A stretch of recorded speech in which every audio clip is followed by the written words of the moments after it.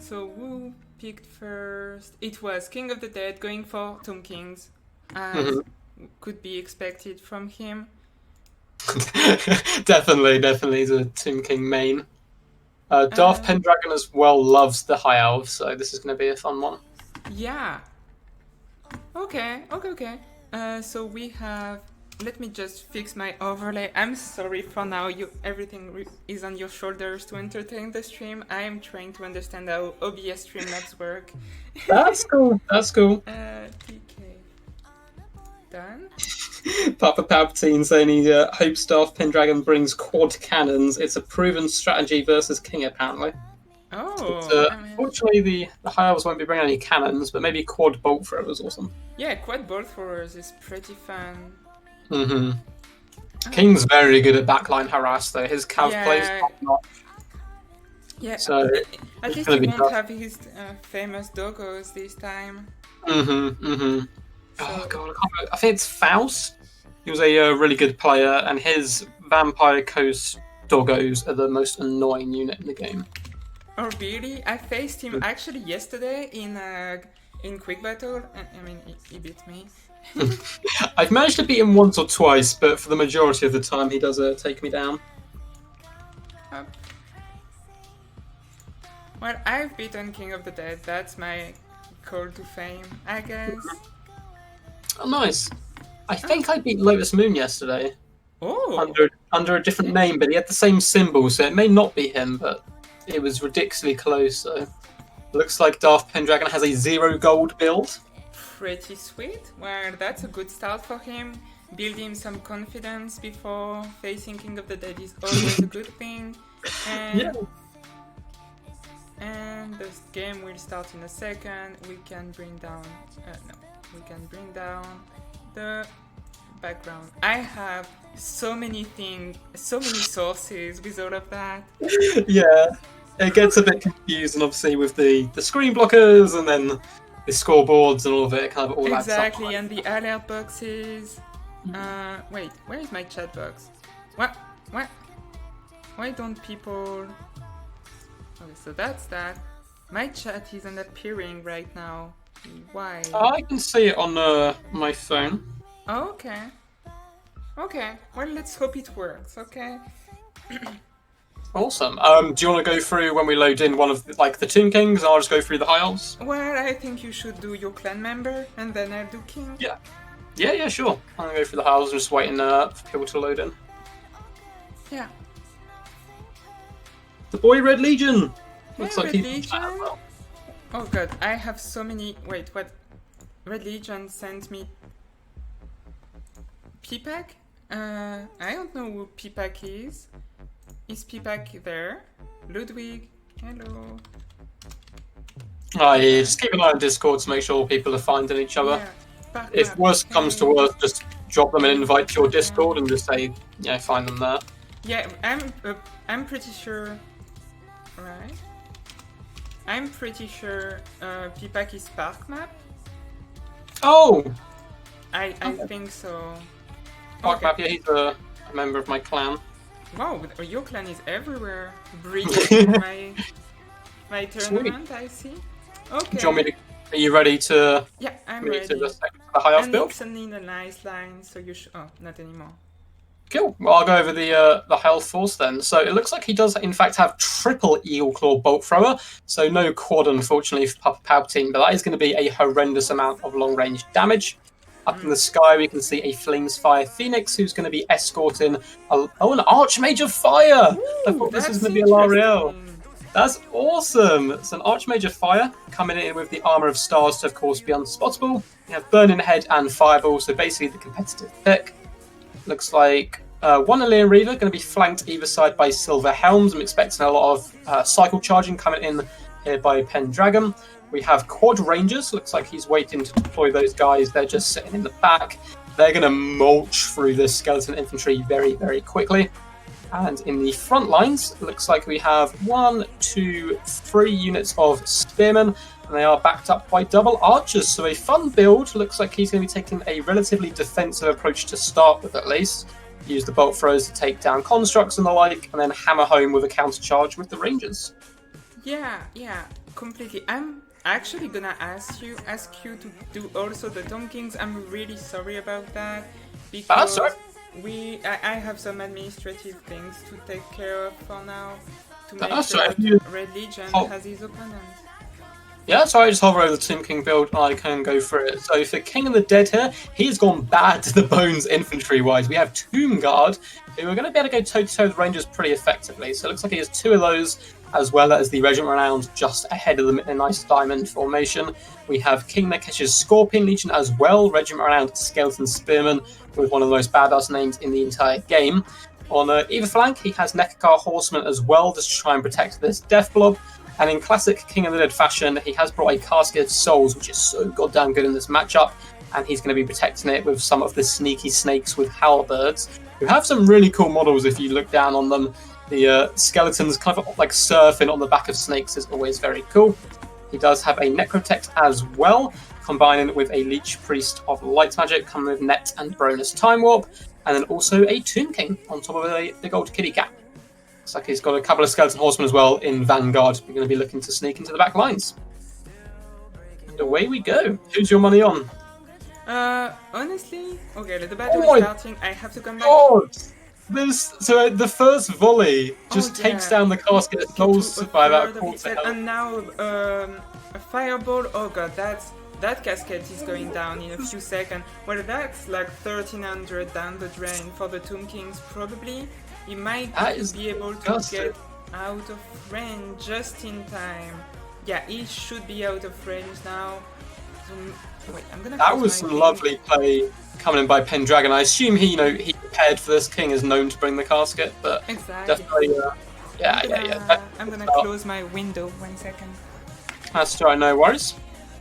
So the Archmage Fire just floating through the sky as well, but it does look like the casket itself is going to rally here in the back lines. It is running for the hills, but it can come back late game, and it still has the same amount of damage output, I suppose, the casket, so it doesn't really matter that it's lost health early on. Okay. I'm back. Sweet. The rest of the engagement, on the right, there is a big engagement with like High Elf Calv and Rangers, supported by Archer Fire, against the cavalry of the Tomb Kings. However, one bolt thrower is down now for them. Yeah, it initially was a really nice start by Pendragon, but his forces are starting to get overwhelmed because there's a Bronus Time Warp being dropped in the center pocket, and those Tomb Guard are tearing apart those spearmen right now. Yeah, and another fireball should finish the casket at least, so almost. Yeah, nice shot. Maintain its leadership. It's stabilized. Yeah, it's stabilizing. A nice burning head came down in the center pocket as well, but it's not a lot of damage. But all the bolt throws are now kind of compromised, unfortunately, for Pendragon here.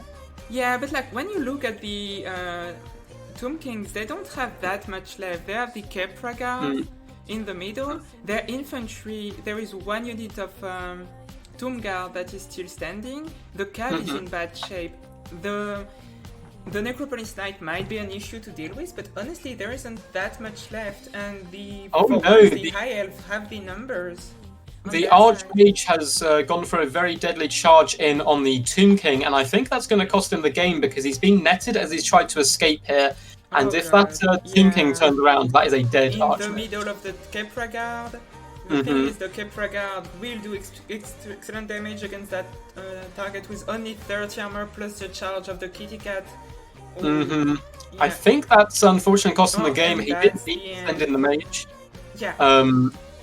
I would have floated into the back lines and just probably charged down and finished off the Casket of Souls because Skeleton Spearmen aren't going to be able to bring down the Eagle very quickly. Instead, he went for the... I don't even know why. He went after the Tomb King and that kind of backfired. That might have been a misclick, honestly, at this point. Because, like, the casket almost can't be brought down now. What mobility do we have? Oh, they're sending their one unit of healthy Illian Weaver in the back now, but... Yeah, it might be a little bit too little too late because... Yeah, however, the casket fire killed some rangers, but it killed some Kepra Guards too, I'd say, and maybe more of those. The problem with stuff like the casket and single entities in general, it's still going to have its full damage output. So the fact Pendragon did so much damage to it early on doesn't really count for anything, unfortunately, if he can't finish it off. I mean, the casket is now friendly firing really hard the Kepra guard, so... That's quite funny. Oh, wait, will they finish it? They are so close. No, don't leave. 354 XP. They got caught on by the spearman and they tried to retreat. Honestly, I just consider keeping in the fight at this point. Yeah, I think he wants to cycle charge it, but at this point, yeah, you're right. He can't afford it to shoot basically at all at this point. Exactly, and the fact that he disengaged gave the ability for the skeleton spearman to brace in front of it. So it looks like he is finishing it off now, but if he had an archmage at this point, he'd be in a really good position. Burning the head down the line of the captain guard, fireballs on the Tomb King would be fantastic, but without the mage, I think it's going to be GG's. Yeah, and the Flamespire Phoenix can do some work, but it won't bring down 3 heroic units with a kitty cat among them. Like, that's I'm a big fan of this King of the Dead build, though. Coming with the Bronus Time Warp's not something I've seen before. I don't know if you've seen him bring it around much. I actually did. Like, light with Tomb King is something people don't think a lot of. And I actually don't, but yeah, that's a good thing. Like, Ushaptis have such great stats with that. They only like melee attack to be like really lawnmowers, and that's game. Yeah, GG to both the players of that. That was a really cool initial strike come in by Pendragon. I think he predicted the casket, but he just needed one more volley to connect and then keep the archmage alive, and I think he'd be in a decent position. Give me 1 second. Properties. And we turn that into a 1 for King of the Dead. Maybe not his last victory of this tournament, honestly. He's one of the better players in terms of level, I think. Yeah, King of the Dead. Yeah, he's a top player. I don't know. I need to look to see who else is in the tourney. I want a move in the finals. If he, otherwise that would be a great final. These two facing up. Where would they meet? Yeah. No, they would face in semi-finals. But we could have a final between Tank too. Like, Tank could reach the final. Tank's very good. He reached the final of my Death Before Dishonor series. Like, he made the grand finals and went down, I think, to Anticity in the end. But... yeah. Like, he's a player that I would say is maybe not at this point part of the really little club of the soothsayers and the Falcon, people like that, but I'd say that he's close to them and he can beat them in a best of 3. Like, yeah, definitely, he certainly has the potential to do it. Okay, so looks like Pendragon is going Empire, Bannon, Norske, and Greenskins, and King of Dead going for my favourite Dino boys. Nice, yeah, I'm really interested to see what King of the Dead does with the dinos. It's not a faction he picks that often, honestly. I've seen him doing it a little bit recently in stream, so I think he's trying to add some strings to his bow. But what's your favourite faction? My favourite faction, Beastmen, without a doubt in my mind. Oh, that's really cool. You don't get to see too many Beastmen mains around. Magnarus, you want the overlay to be smaller? Oh, okay, I can do that. How though? Okay, I'm gonna have to change a lot of things if I do that, though. It doesn't look too bad on my screen, but I am looking at it. I'm gonna ask. Okay, so Magnarus said that is there other people in chat that consider it to be too big? Because see the balance of power. Yeah, maybe move it to the bottom of the screen instead of the top. That's what Emu suggested. I could do that. Like, you don't have to see like the unit, unit thing, because we will tell you what's what. Some early mind games coming in here. King of the Dead does have a 0 build. Oh, nice. You see a purple stuff on the top? No? I don't see it. Wait, I don't... No, that's not... Are you guys fucking with me? Because I don't see it. Do you see it? There should be nothing on the top. I don't see it on my phone. Yeah, that's really weird because it's not showing on my Streamlabs. Why would that be here?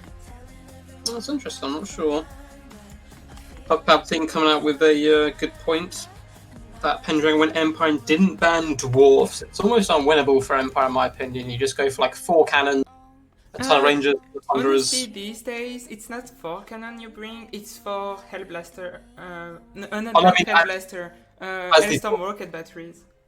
As the dwarfs, though, just bring the 4 cannons is what I meant more rather than the Empire. Watch this card? Okay, I'm gonna watch this card. What the fuck am I not saying? It's in Streamlabs? I don't normally stream through Discord, unfortunately. Oh crap, okay. I understand the issue, guys. There you go. It's Twitch that want to participate, but Twitch, go away. Video producers, give me a sec. Thank you for the follow, Ludwig. Okay, I'm gonna go to Twitch, video producers. I'm gonna remove that in a second. There you go. Extensions.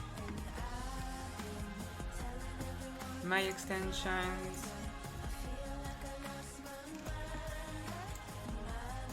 Deactivate. Okay, you guys, it should be fixed, right? Yay! Yeah, we did it! Thank you guys for like letting me know. Okay. You guys are the best, okay? And now we can bring down the background. Yeah, looks like we're loaded in. Yeah, exactly. Ronan is rooting against King of the Dead here, though, it seems.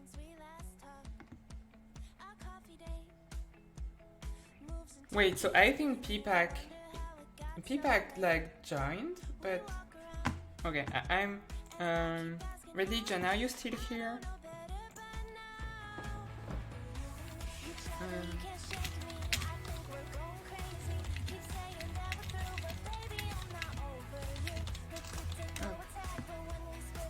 There you go. Maybe we had someone drop out at the last second because we haven't found that P-Pack person, and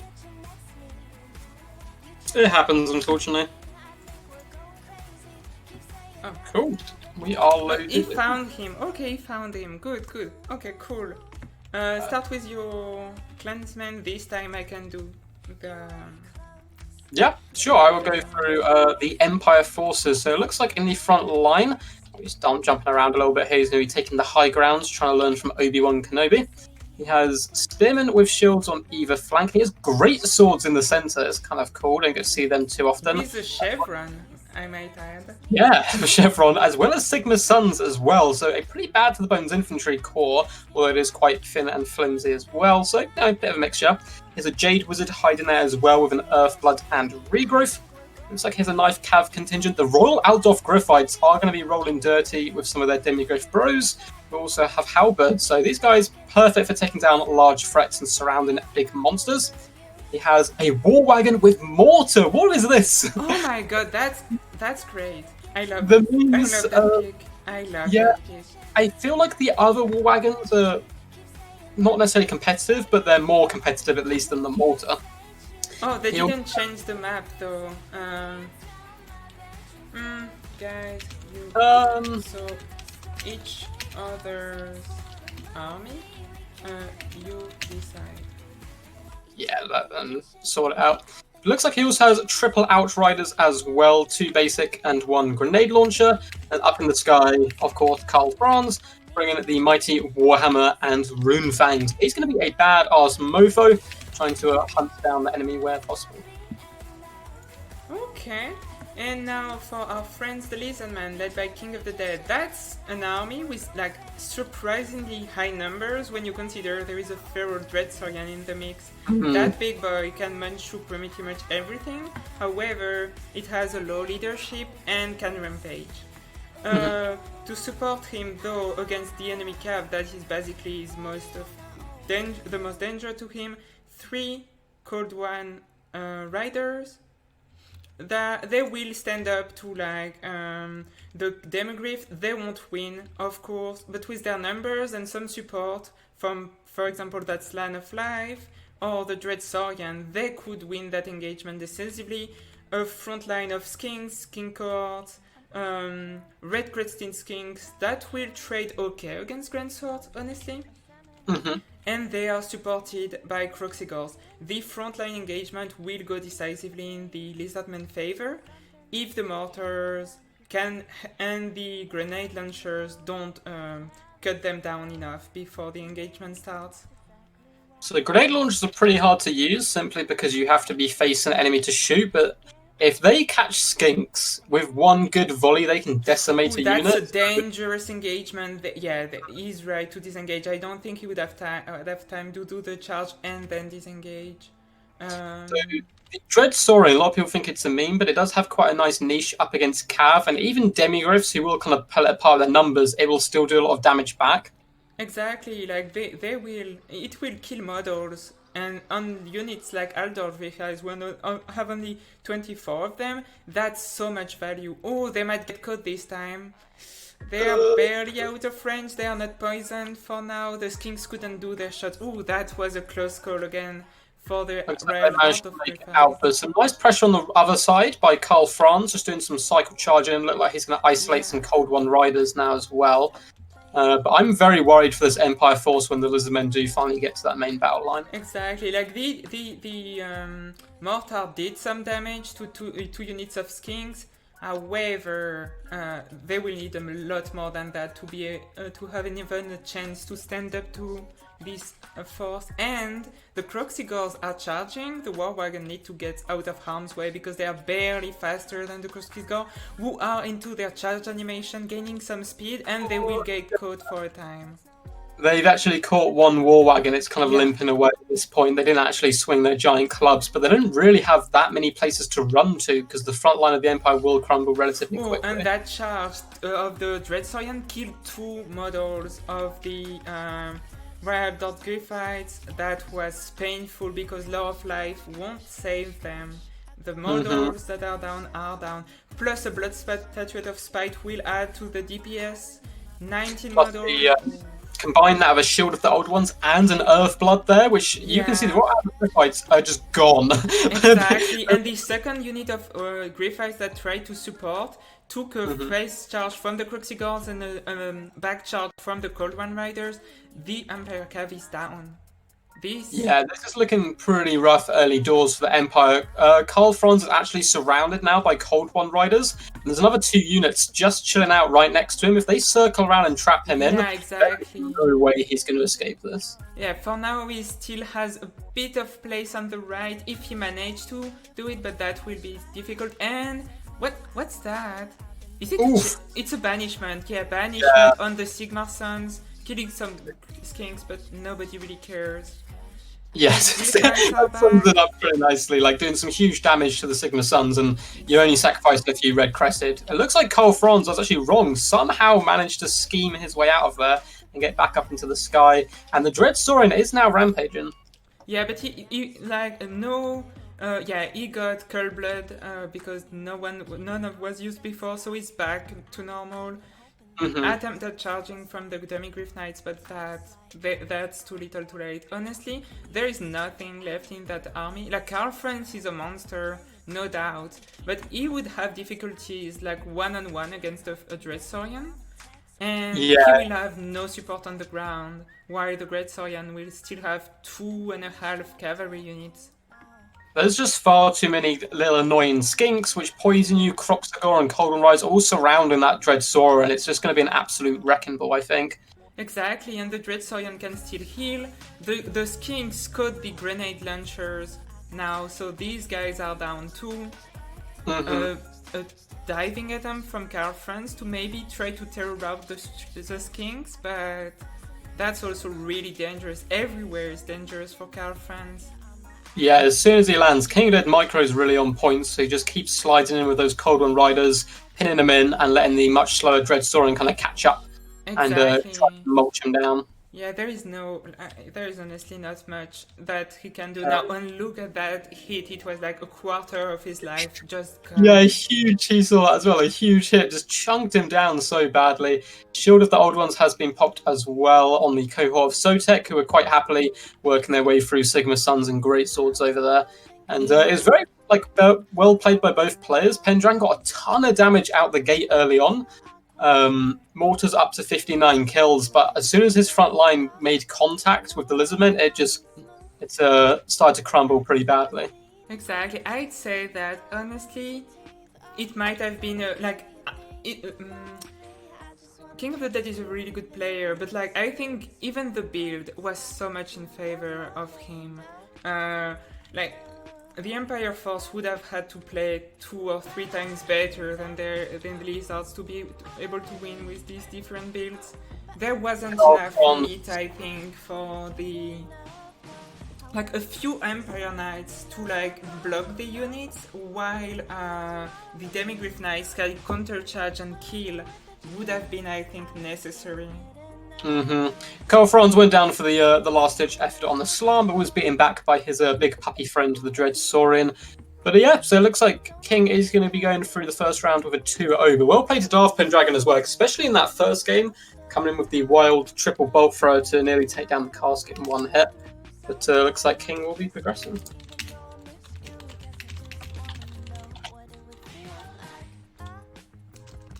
Let's see if they want to be interviewed. I don't know how to type that word, so I hope it's somewhat okay. If we look back at okay, let's open that. I don't have we could go jump into A-Move and Sidogo next. I'm down for that. Next game. Because that was a 2-0 from Sidogo, convincingly beating J Phoenix. So might be a match. I'm down for that. It's always good to see A-Move play. He's one of my favourite players as well.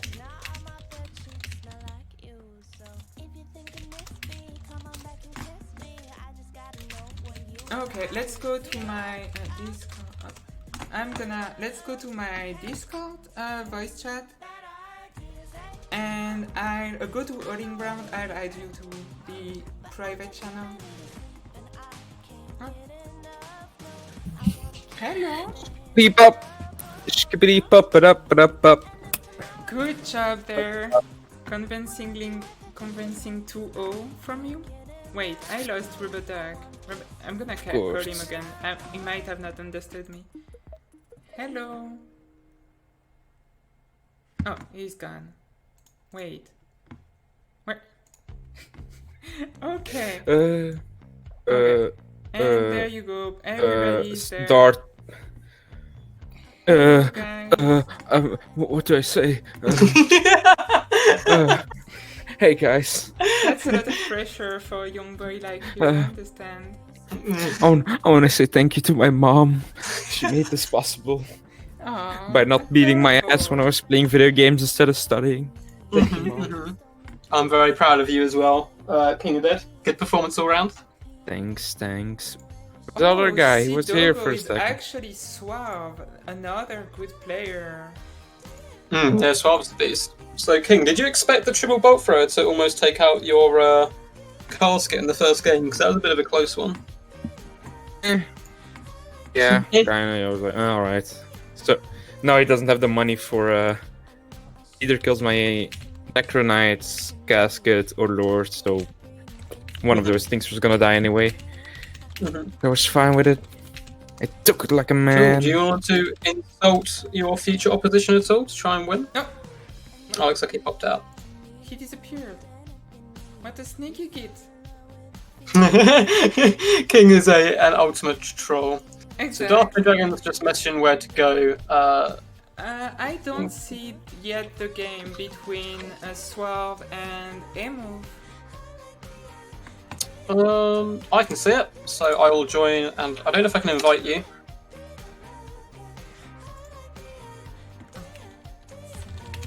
Or just send A-Move a message and he can drop Yeah, you. I don't think I have A-Move in my friends for some reason. Ah. I should though. We played together. Okay, I'm gonna. Yeah, if you can ask him to invite, to send me his. Okay, no, he sent it to me. What a good guy, ready in a matter of seconds. I'm gonna add him to my friend list and. Cool. Up. Send. Oh. So are you saying Sea Doggo is Suave? Yeah. Oh, it's gonna be good. Yeah, that's gonna be again some high level play from these two guys. Did he accept my.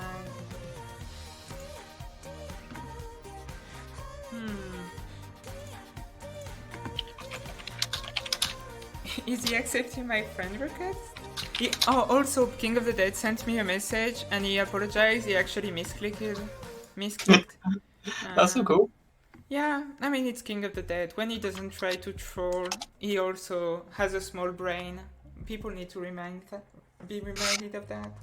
You say he has a small brain. This is where the King of the Dead and puppy beef kicks off. Oh yeah, our beef comes back so long in the past. We've been fighting in all terrains with all races. Cool. Yeah, he's a staple of my stream. Mm-hmm. You have the brain of a puppy, apparently. That is true, because I am. I'm not going to repeat his last bit there. And I can't say I've tried it, but I mean, you know, let's not close ourselves to new experiences. Did they already pick their factions? Let's have a quick look. No, I don't think so. I think Suave said it's your turn to pick and ban to A-Move and just waiting on him to decide. Okay. Okay. So A-Move, of course, is an OG Dowie player, but also a stalwart lizard man friend as well. Thank you, Desperate Dragon. Or maybe you were saying that to your past opponent. You shouldn't be that nice to King of the Dead. He won't repay you.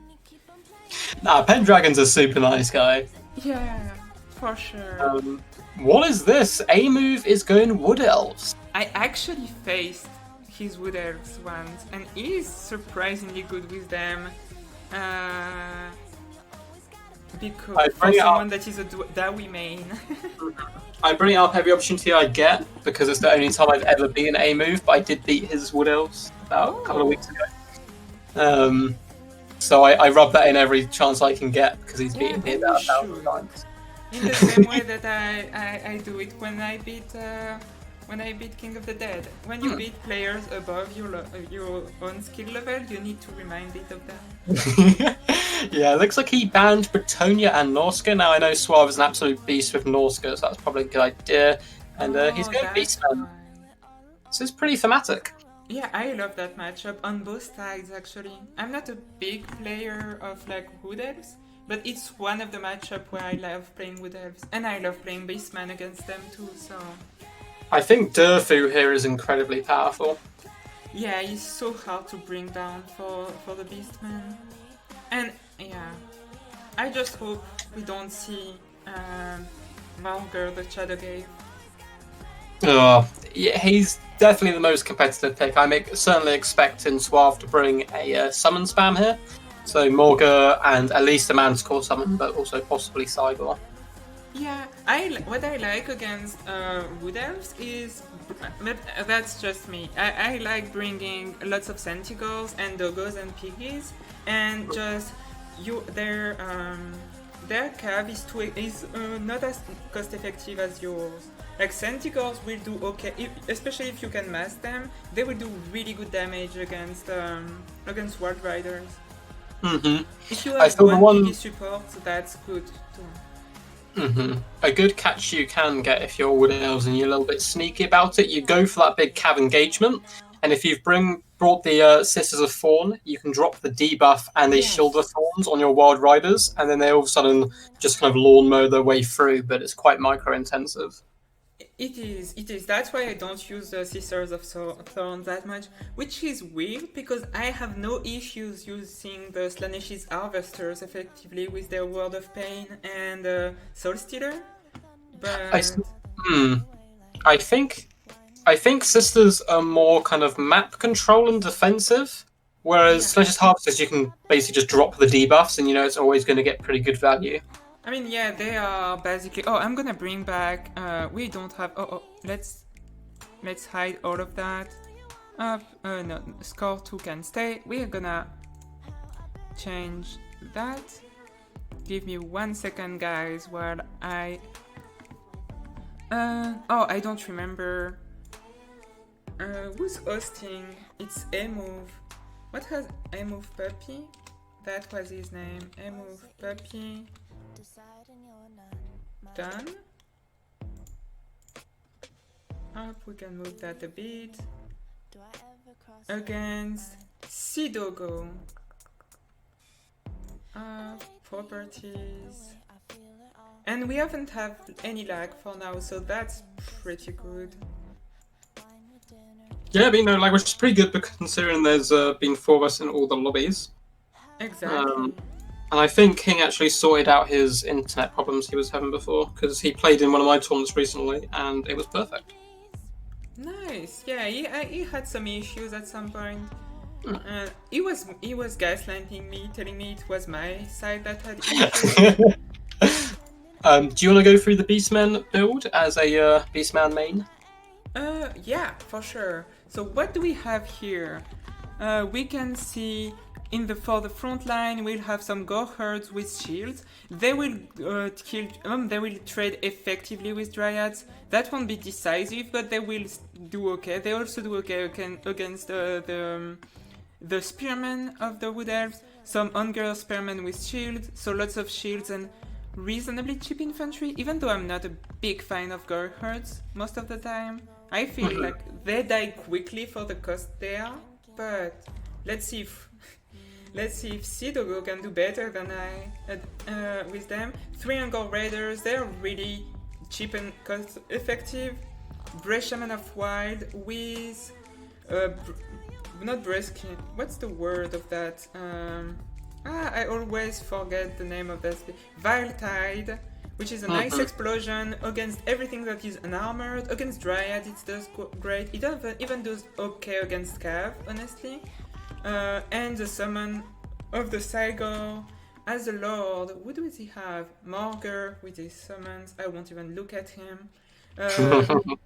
3 units of Centigors in Vanguard with some hounds on both sides, and they will engage with the Archer Gap. Oh, that's good engagement for. So, yeah, straight off the bat, this is going to be pretty wild. So there is triple Blade Riders, but one of them's already been taken out. Dryads are already engaged with Centigors as well, which he had for a front line.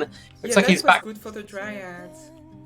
He's backed up his front line with Wild Riders, has a Glade Lady up in the air, Sisters of Thorn, and a Branch Rope. So pretty cool stuff. It's really like that build from the Wood Elves. Going full on mobility, a few Dryads to just hold the line while he turns around.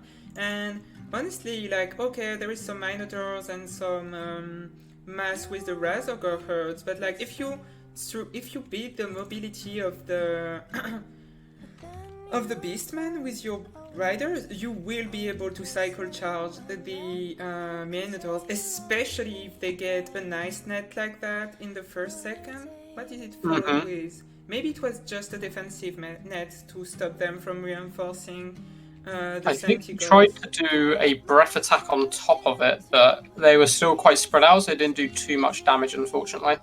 Yeah. There is a lot of engagements right now.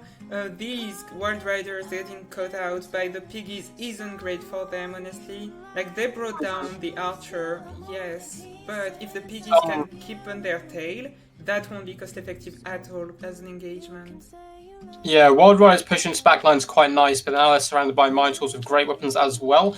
And to be honest, the initial engagements have gone very poorly for the Wood Elves, it seems, with a ton of shock damage coming in on both sides. But the Beastmen seem to be in a better position for the most part. It's a little bit tit for tat. There is a big engagement on the right with two Centigors and the Doggos getting destroyed by one unit of Wild Riders. They are not engaging, but that was, I mean, all of them basically cost the cost of like one Wild Rider, but still, that was pretty nice.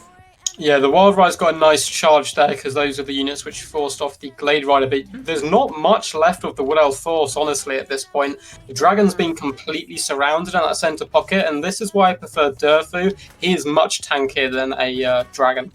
Yeah, and now he had to send the Glade Riders with Agbane tips to try to save the Dragon, putting them in a bad engagement.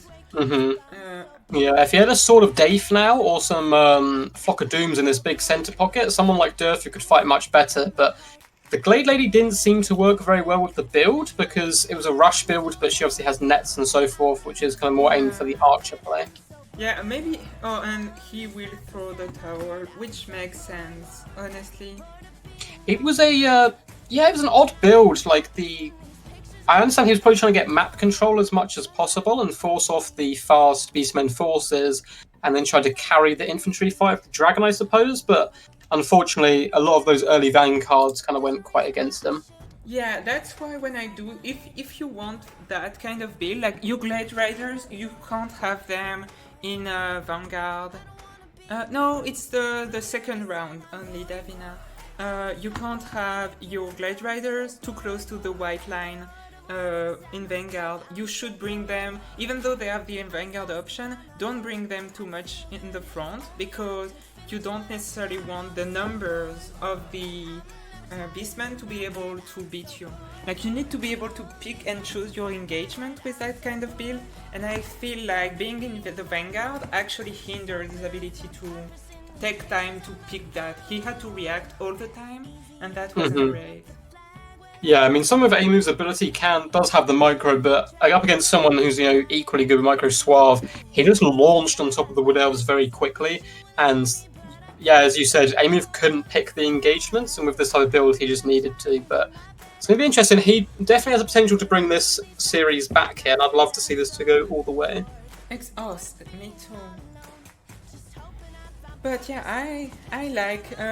I think the branch race. Like, I would have no branch race if I had to do the build. No branch race. No what's his face? Glade Lord. But instead, you breed not Durthu, you bring the nice Durthu, the old tree guy. The ancient tree man. And if you need an AoE, you bring Dwellers Below. And not regrowth, maybe you bring the other healing spell that is less expensive. So you can still do quite a lot of them, and that would be a little less expensive. Or Orion. Orion, I mean, he's terror and he can kill large pretty effectively. Yeah, he can certainly do bits there. My favourite Wood Elf force to go in this matchup is Durfu, simply because Sword of Daith's so good here, because they tend to have to surround Durfu to bring him down and kind of blob up. But in that case, you can do it with the other. You can do Dwellers Below. Overcasted, I've been training with Dwellers Below a bit, and Overcasted, it will munch through so much. And we faced Norska against Greenskin this time. This is going to be another Fast and Furious game, I feel, because both these factions are highly aggressive. Yeah, I like the build. You guys can't see it, but I like what I see from Emo. I can see his build as well, and it's looking pretty tasty. But at the same time, Suave is a top player as well, and mains Norska quite a lot. Yeah, I mean, often Norska, people that play Beastman and Norska, they are similar-ish faction in the way they're played. Yeah, they're both high aggressive kind of swarm and rush factions. Davina, yeah, Orion is always. Honestly, I'd say Beastman can be actually one of the best matchup for him, because there is not much that can actually kill him that quickly once he has his Cloak of Isha.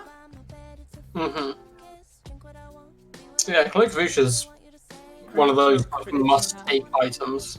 Yeah, and like, what is there? Like, okay, Sentinels won't bring him down effectively.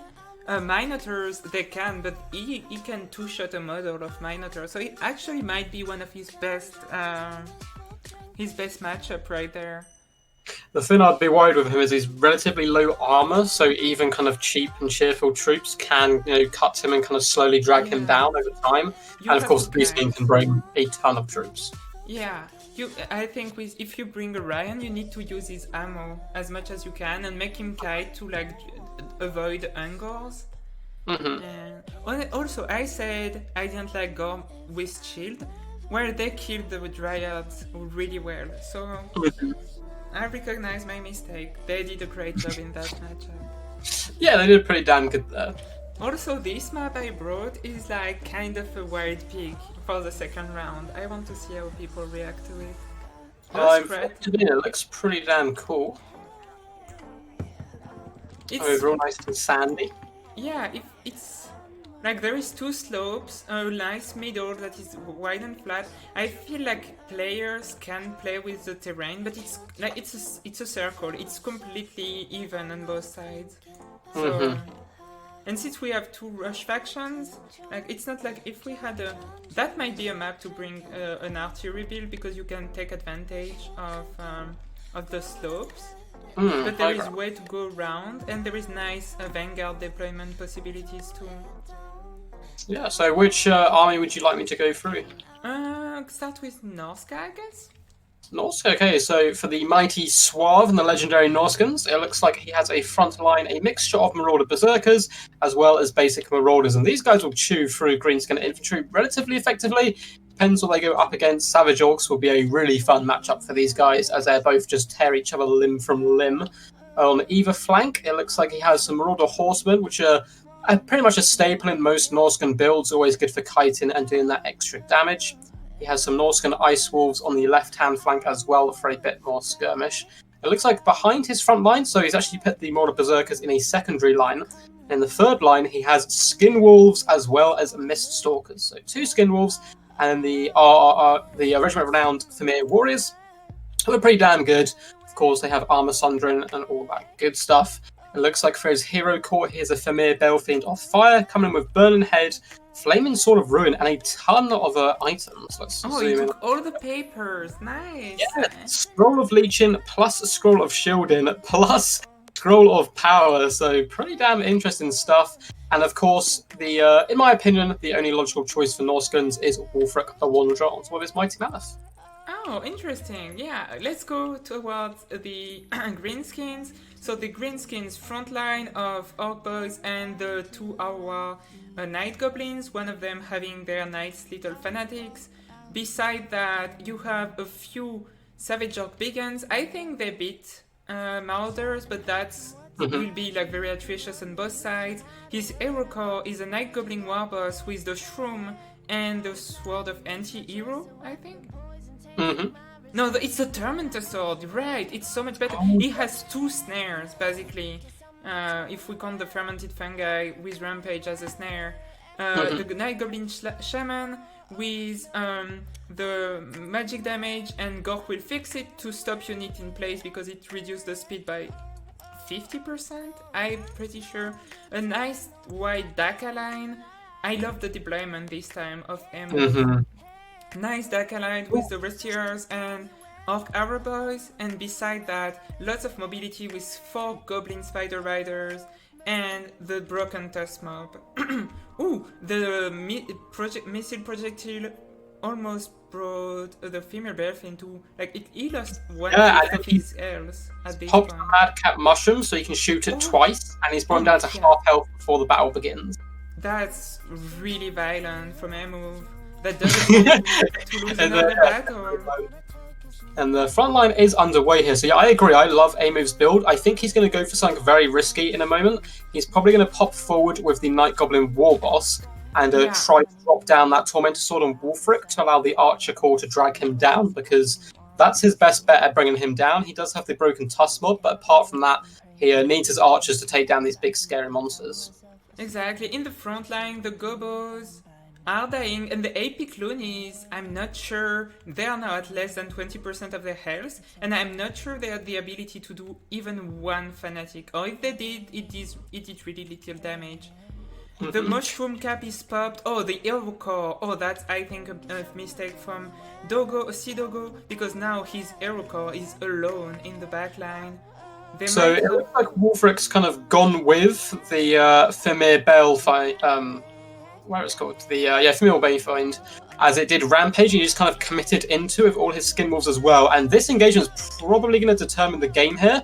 Huge battle going on in the center pocket. Scroll of Shielding's been popped, Flaming Sword of Ruin, but all of those and a nice Burning Head will go through the Savage of Begins and might do a lot of damage to them. Yeah, Yeah, it's some pretty damn good damage there.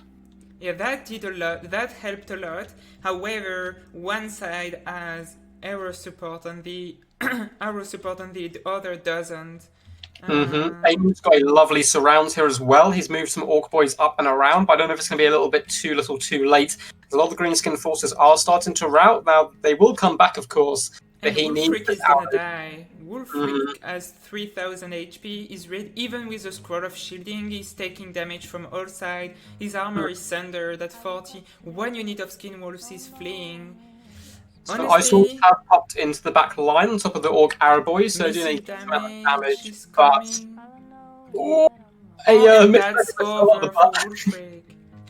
And Wolfric's gone, and with that, the Greenskins probably should be able to wrap this up. The rest of the Norscan forces are completely surrounded here and being butchered to the last man here. I love that trap and deployment coming in by And Aiden. now tons of arrows in the savage, and that's over. 2 players that know when the battle is lost, by the way. They don't wait for the army losses. There was no way, and he gives up. 2 crazy quick battles going different side each way, but awesome stuff. Yeah, that was both really high level play from both players. I think the he should have let the Belfin die. Sadly, the Belfin was gone. There was no saving him, and this time he got funnel vision, had Wolfric follow, and then all of his infantry had to go with. All of his monsters had to go with little infantry support, and that was just a perfect little ball for all the arrow boys to go after.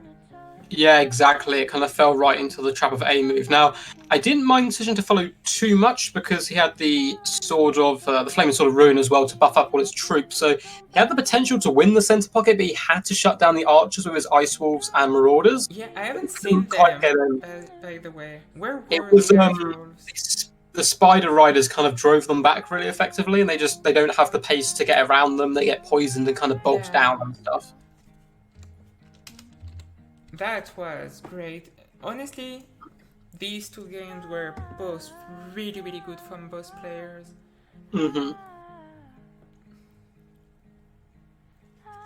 So, wait, I'm just gonna check my Discord to make sure everything is going okay, because Wicked isn't there yet, so I am...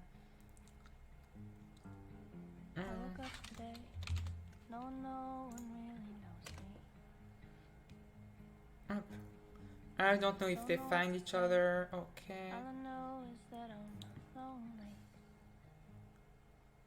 Okay, I'm just gonna check.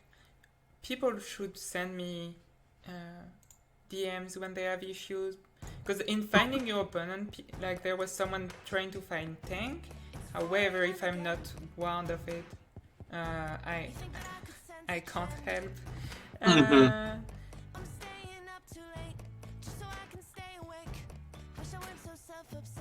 Okay, tank is writing. I'm sure it's gonna get sorted out. Okay, perfect. I'm actually going to open up challenge just to see how the bracket is going overall. Okay. Okay, so we're gonna get a move the time he needs, and we might then jump on to another if he needs some time to get better. So let's see. So yeah, it looks like a lot of the second round games are underway at this point. I might jump off just to see if there is one that is open to us. Up, refresh list. Palpatine versus Rock and Stone is open. We could join that one. Yeah, sure. Let's look. Wait, it is in my... Let's just make sure we're not jumping into a Turin's Discord. A Turin game. Yeah, one of those tournament games. Yeah, just let me know. I'll stay in this one for now. Who are you looking for? Sorry, Papa Palpatine. I don't think he's playing in this tournament. No, I think he jumped off. I mean, we can stay in this lobby because it'd be good to see the end of this one, I suppose, if he just needs 5-minute break. It kind of takes them that long to build their armies anyway. Yeah, they are 1v1. Amov needed a bit of time running to go with his wrist, so I was gonna jump out maybe in another game, but we're gonna stay here. Okay, cool. Oh, and Tank has to forfeit. Oh no! Yeah, he thinks he can go really far in the Turin's tournament, so he's gonna jump there. That's fair. Very well played so far by Ice Power. It looks like he managed to take out V Claw, which is a really tough opponent, and then he's going to get the path against Tank, so he's getting into round 3, which should be good. Yeah, for sure.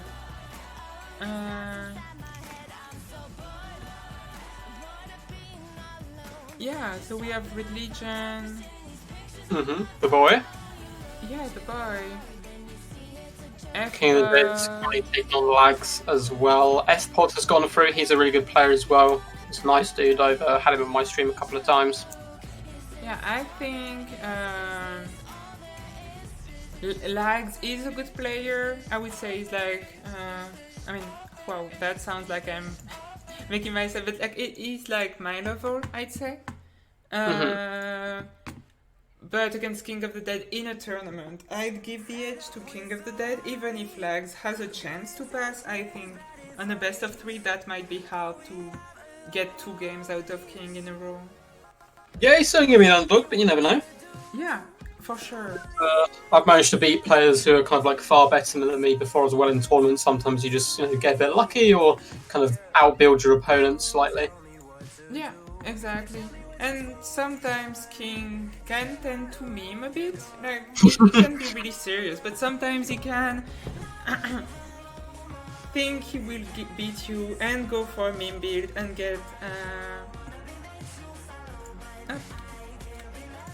Well, Ronin's just wondering if you can toss him a link to the challenge page on the... There you go. Awesome. Oh, I might we can also look at it from here while we wait. I may link my YouTube channel just what I think about actually for the good people. Yeah, for sure. Oh, I haven't. I don't have the bot to do that right now. So yeah, you should do it yourself.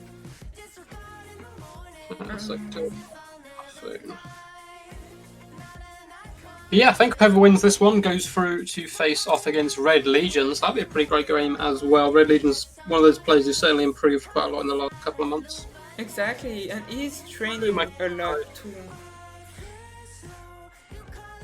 Because there is lots of really good players, like they're really good, but they take breaks, Like they need time to deal with like IRL life or other games and stuff like that. And you have newer players that haven't taken any breaks yet. They just like pump a game for months at a time, and when the bigger players, let's say, come back after a 5-month break, sometimes they find people that have taken their spot in the ranks. Oh, definitely, yeah. I can't play the game too consistently because I still try and pump out a lot of content, so I don't want to get bored of it at any point. But I try and play a couple of games a week just to make sure I'm kind of up to date with the meta and so forth. Exactly. I mean, I'm playing mostly in my.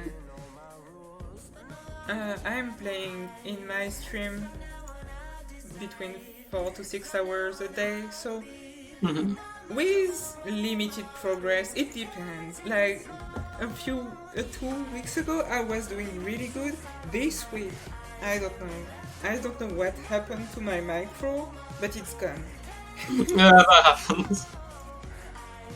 Oh, Chaos, that's I'd say my favorite factions. in terms of gameplay, are Beastman, Norsca, and Chaos. Maybe Chaos before Norsca. Ah, so you're a fan of the Chaos Gods, it seems. Yeah, I also love the Skavens as an idea. However, the way I played them, it's not one of my best factions. Yeah, they're pretty tough to play. I'm just going to quickly go grab my phone charger as my phone's died, and that's Yeah, why I'm take your viewing time. Twitch chat on. So I'll be back in a couple of seconds. I'll stay in the lobby, so don't worry. And so it's gonna be Chaos against Lizardman. Okay.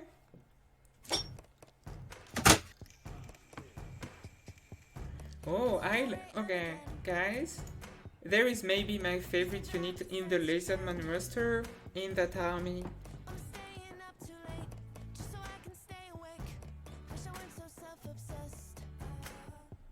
This base is looking pretty good. It's a nice matchup. I feel like Chaos against Lizardman, both factions have the tools to deal with the opponent, be it in Monster Mash, but even in Skirmish, Chaos against specifically Lizardman has the tools to be able to counteract like the Skirmish tools of the Lizardman, because they don't have the same range as maybe other faction can have, so their counter skirmish with their Cav and their Doggos can actually do really okay in that matchup. Maybe Lizardman a bit more of a well-rounded faction, but Chaos has tools, especially these days with the Manticores being so good and cost-effective.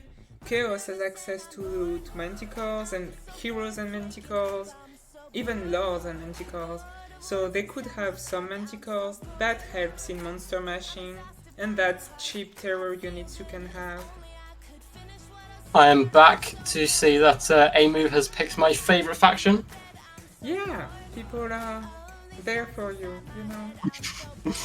Oh man, Amu's a incredibly good Lizardman player as well. I think he kind of mains them just behind Dowie.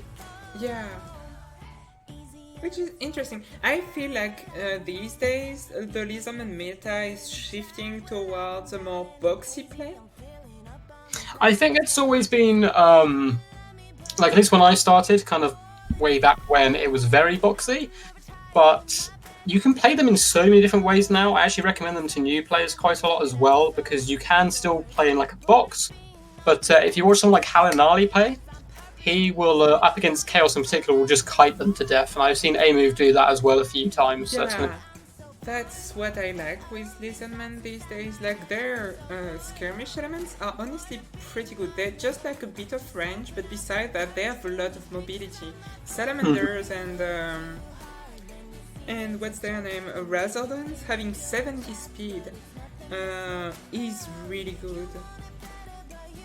But they have also access to all the laws of magic, so I mean almost all the good laws of magic, let's say. yeah, they're very powerful overall. I think Chameleon Skinks are probably the best skirmishers in the game as well, in my opinion, at least as far as foot skirmishers go.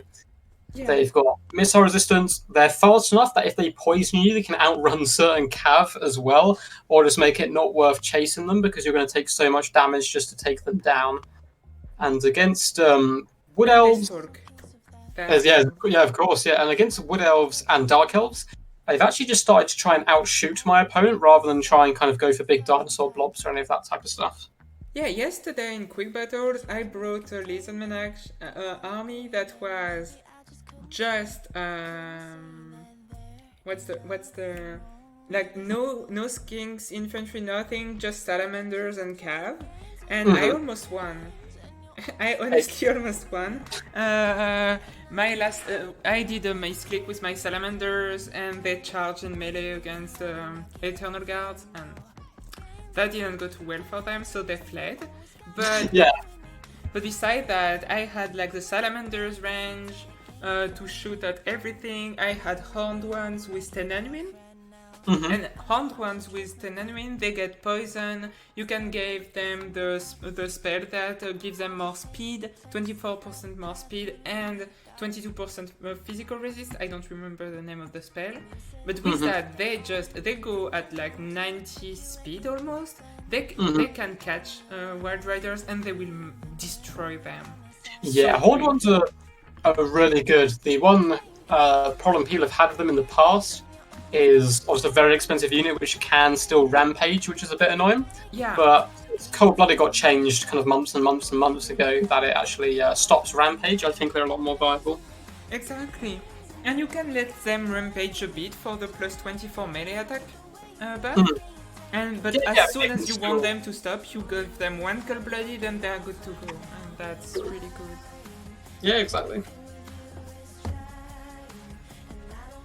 You need to be careful with them because they are really expensive and you can lose model pretty quickly to range. But if you can protect them from enemy skirmishing element or cannons, they will do an outstanding job. Cool, looks like we're all loaded in. Which army would you like to go for? You go for the Lizardman, I go for the Chaos. Awesome. So it looks like for a move here, being a man of the people and of good taste, going for the Lizardmen, we have Saurus Warriors with shields to build up the majority of his front line, as well as a couple of units of Temple Guard. Now, Temple Guard are notoriously amazing in this matchup. They do have one big weakness, however, which is the Hell Cannon, but I'm not sure if they're going to be facing one just yet. In Deep Reserve, he has triple Cold One Spear Riders. Again, very good in this matchup.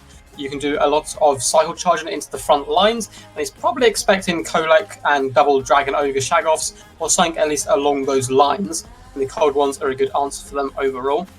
Also, in the back line, he's brought the Amaxon Barbs. My favorite unit with them, no doubt.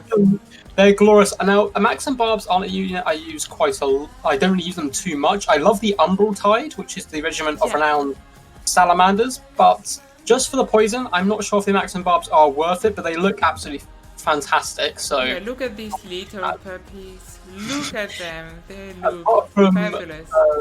That one unit, he also has another unit of obviously regular ones in the back line. So we are going to see some raised on action today. Up supporting the front lines, here's a Skink Priest with Heavens coming in with Curse of the Midnight Wind, which is my new favourite spell in the last couple of weeks.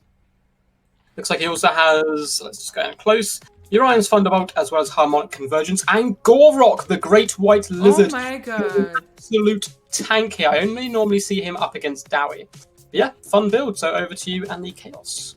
Okay, so for Chaos, you have the nice 3 units of Marauder Horsemen for counter skirmishing, supported by 3 units of Doggos.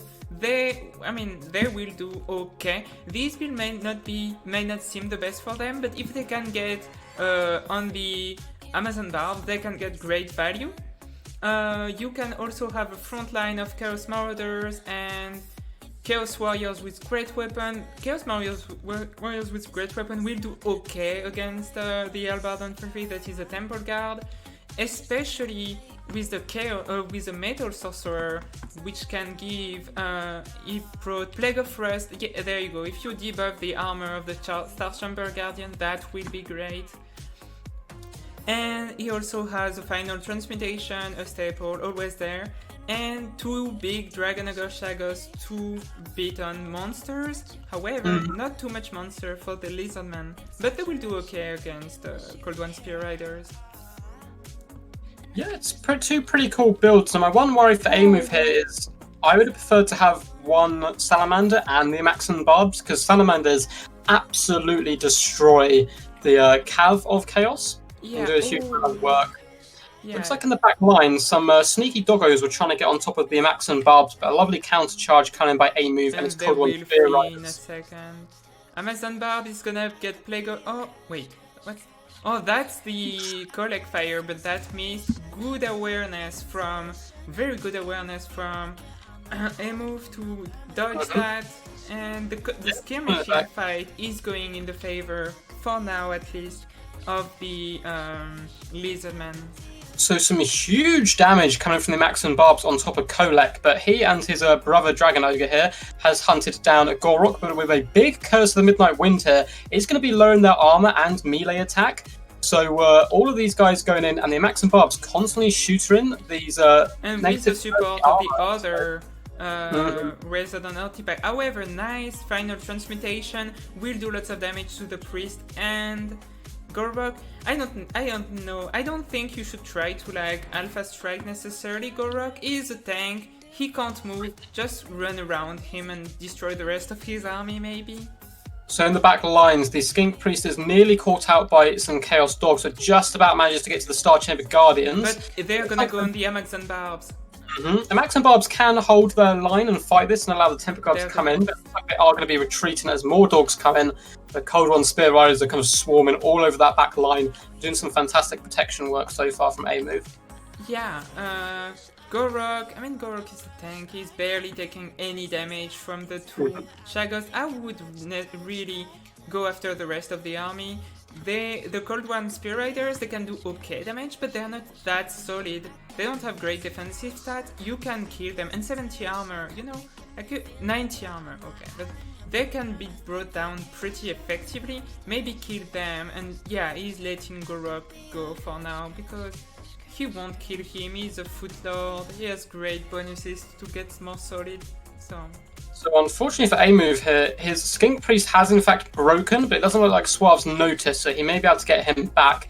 And that was because the Cold One Spear Riders were all kind of bunched up in that center pocket, which has allowed Chaos Warhounds to also shut down both Razordon units with one unit of Hounds, which is a really big problem for A-Move, as he needs those guys firing to help take down Kolek and the Dragonaga Shagos.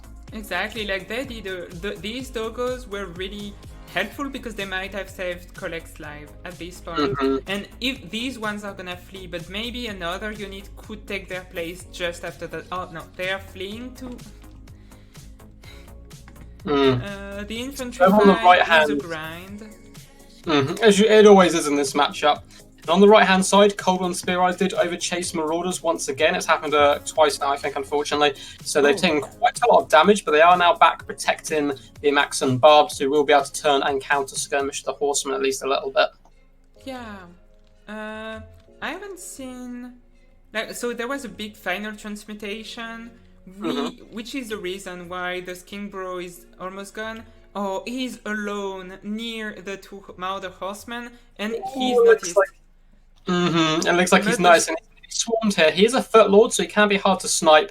And it is risky because the Cold One Spear Riders will tear these guys apart. But it looks like Suave with some lovely micro nips in there, routes the Skink Priest before darting back away again. And now he can simply pull up these rampaging Cold One Spear Riders out of position. And it looks like Chaos may be pulling ahead slightly. It's hard to tell. Yeah, but at the same time, the Kolek and his Shagos buddy are both almost down. Like they so I'm not sure why, but he really wants to snipe Gorok.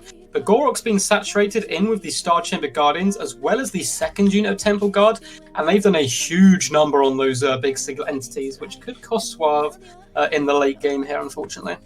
Yeah, it's basically everything is going perfectly fine for the Chaos, but there are two powerhouse of units with the Kolex and his Dragonagar buddy. They are both fleeing. And another attempt on Gorok? Oh no. Oh, that was a bad move in my opinion. It's like a really risky move. I mean, he's not going to be able to instantly slay Gorok. He's very tanky. Plague of Rust has gone down on the Star Chamber Guardians, but the Marauder Horsemen have used a ton of their ammunition on Cold Ones, which is a good pick. But now he basically has nothing left to deal with this chunky Temple Guard, apart from sheer attrition, which he's going to have to kind of rely on in this late stage. Yeah, but look at the Dragon Ogre. This guy did one charge on the... He had no HP left. He did one charge on the Spear Raiders and killed like 4 models and brought their health down by 10%. Like, if the two Dragon Ogre that go faster than the Cold One Spear Raiders had been fighting them in supporting their skirmish rather than fighting Goroks, I think the battle would be over by now. So a lovely Thunderbolt just came down on top of the Star Chamber Guardians, who are still afflicted by Plague of Rust. So they are getting dragged down here in kind of the grind of the center pocket. But Gorok does love a grind. And of course he has the buffs to help out these troops as well. But there's not much Lizmen left. This is going to go right down to the wire, actually. It's pretty insane. And Dragon Ogre. and his buddy are back. Oh, okay. So both, if you put both of them together, they have 300 HP. But they can still do a nice charge. Like just a nice charge would be. I don't even. Yeah, is it worth the risk? I feel like they're going to break as soon as they get near the enemy. I think Suave has enough about him left to grind out these troops without them. I would just leave them on the side for leadership purposes. You're right. No, you're completely right, because there is nothing left for the Lizard Man besides Gorok and the Star Champion. But they are charging. Charge the Star Champion Guardian, honestly, not Gorok. And he's timed it very well with a Plague of Rust, and it looks like the Star Chamber Guardians did break. But if Kodak had gone down there, Gorok is very tanky and could well have carried. But very well played to both these players there. Super fun set of games. Yeah, for sure. GG.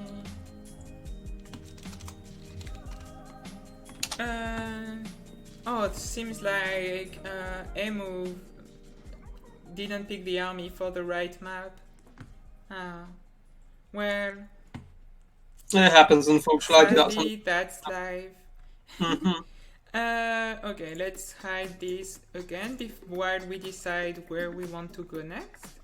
Yeah, sure. Up, we let that. Let's bring back the browser. And, well, we could go for Thunkel versus... Oh, wait, I have a message. Oh.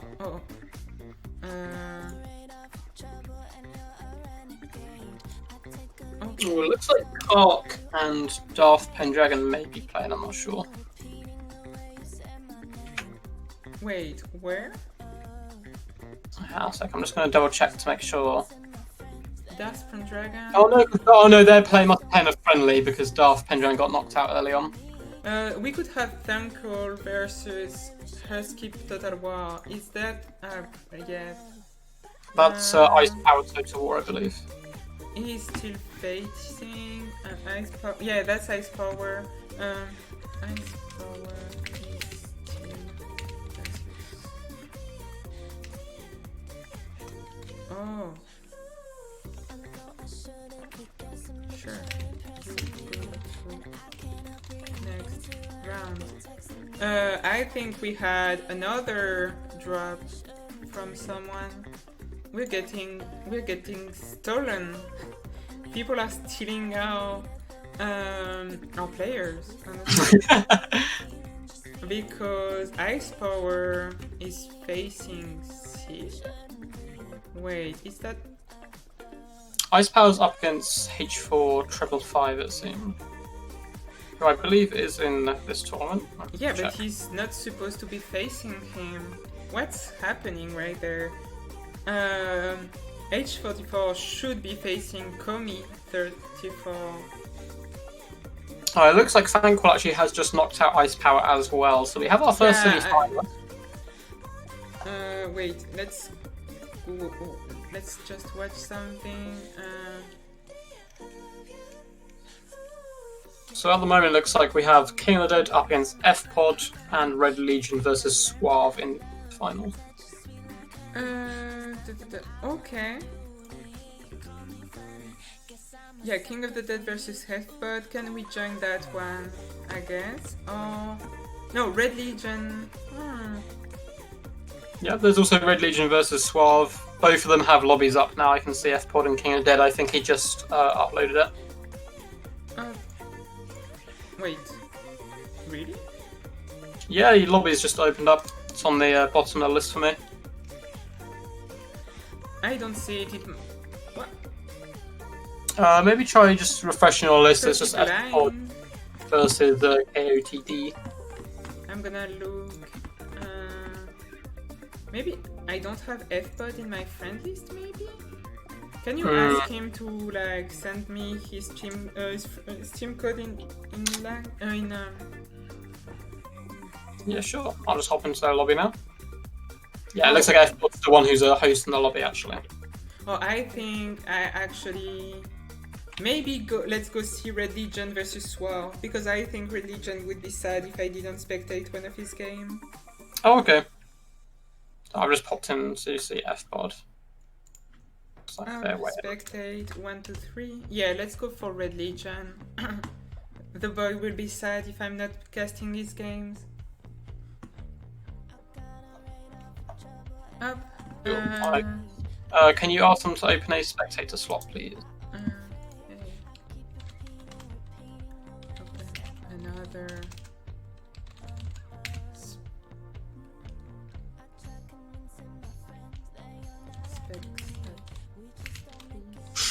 Hey, moving chat, man. Don't worry about it. It happens, man. I was really. It happens to the best of us. Yeah, it happens all the time. Yeah. It was a cool build, though. I love seeing the Max and Barbs in action. They did a ridiculous amount of damage as well. Yeah. To start you with, can just add another. The spectator slot is open. You can join now. QQ. Yeah, those Max and Barbs did fantastic work. It was just they got shut down once or twice with some cold ones over Chase and Roller Horseman. But despite the fact you brought kind of the wrong build, it was a ridiculously close game. Wait. Where's my... What? There you go. You go away. Okay, perfect.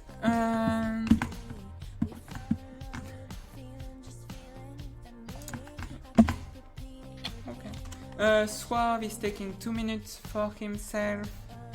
That's okay, I just played, so... Okay, let's... properties, let's bring back the score to 0 for both players.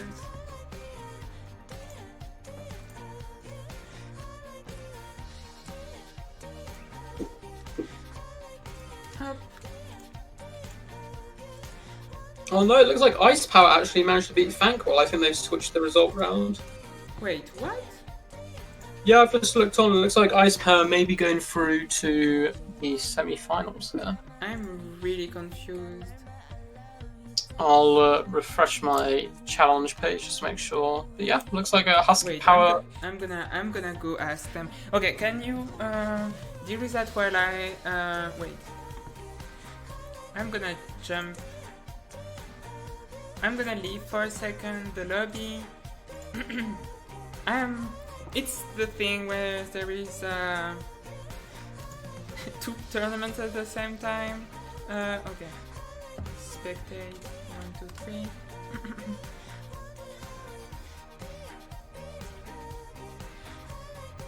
Yeah, Amy, hope your wrist gets better soon, man. Don't know if you've gone to the doctors about it to see what they can do. Getting some like repetitive strain injuries can really suck. So yeah, it needs to get those sorted out as early as possible because it is something which can just keep coming back and haunting you, unfortunately. Okay, I'm gonna add the names of the players.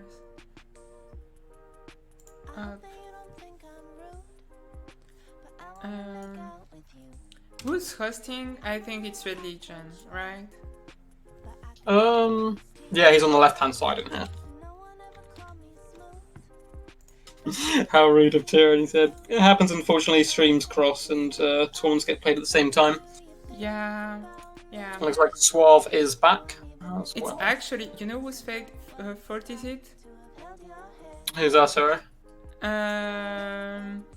It's actually Wicked fault, okay?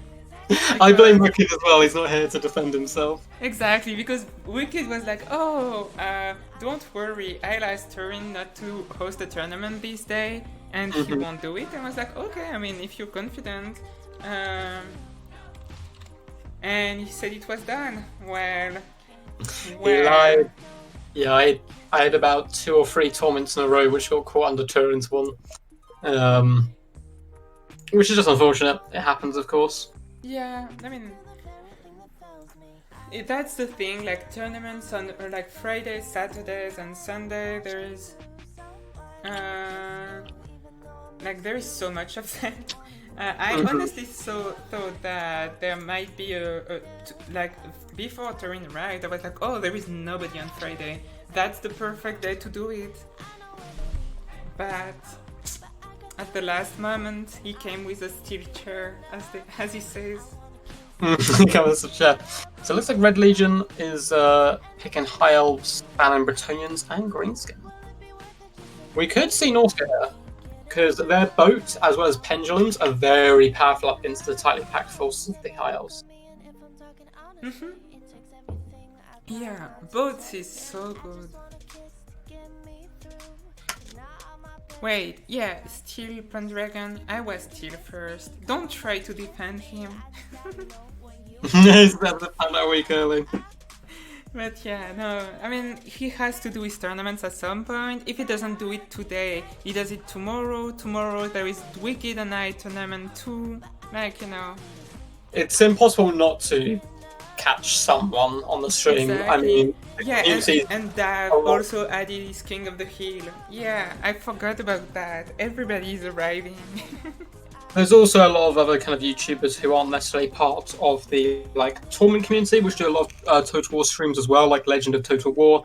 Can't say his name. It begins with Z, but he does a lot of kind of stuff for newer players and so forth. And they stream like Zerkovic? almost every day as well. So.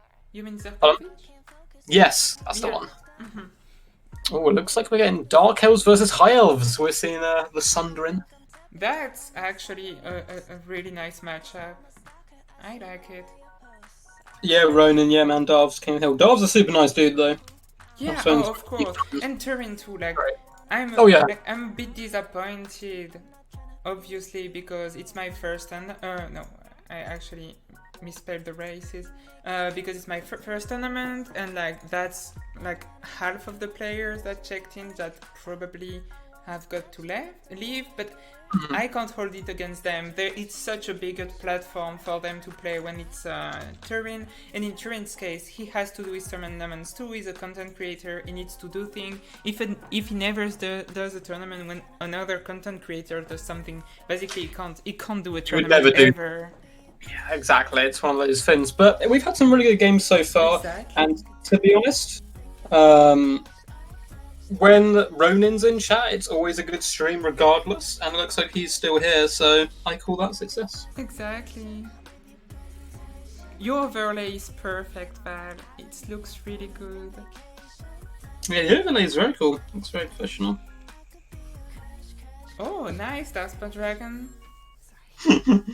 Good luck, Pendragon Man. You've certainly got the skill to take out Kark.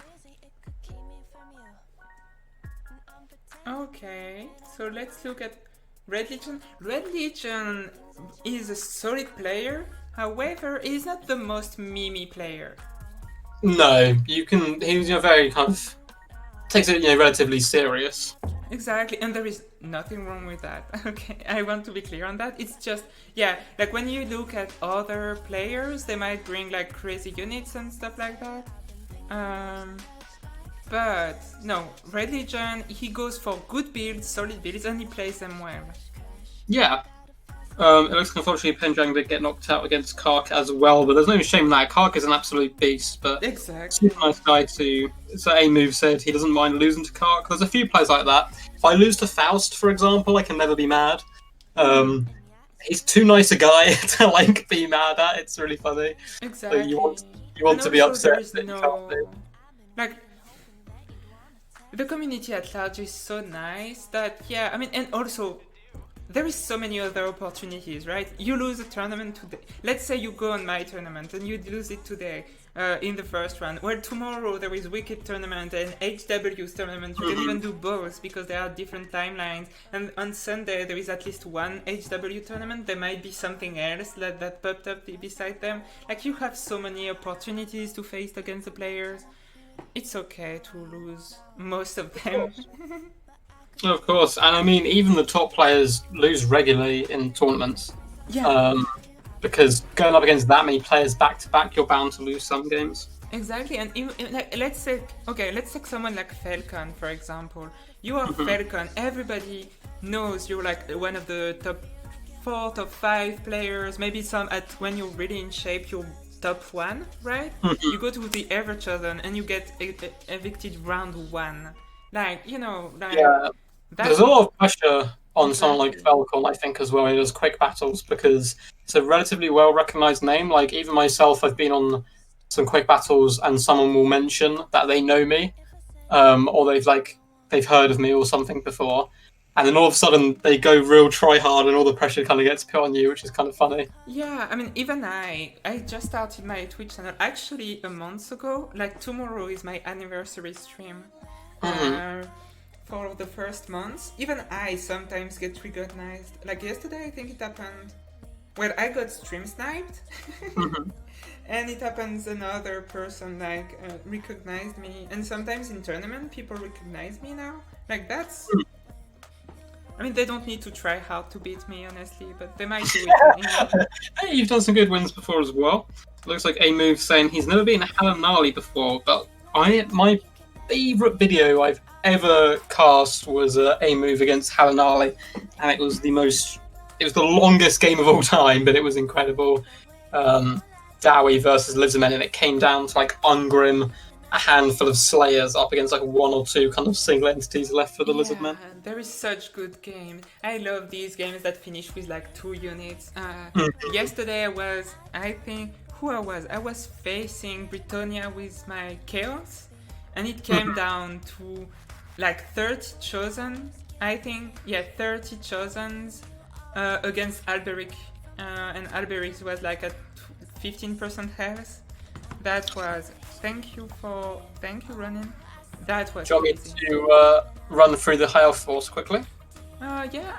Go through the High Elves. I go Dark Elves. It's one of Cool, my favorite factions. Red Legion in the front line. It looks like it's going to be going for ranges in a relatively spread out formation. These guys chew through chaff very, very quickly. They're a little bit squishy themselves, but they can certainly do a good job. Actually, one of my favourite units from the new DLC. He's backing up with the standard Red Legion plate, which is going for quite a decent amount of archers as well. He's going to be Chevron archers, by the way.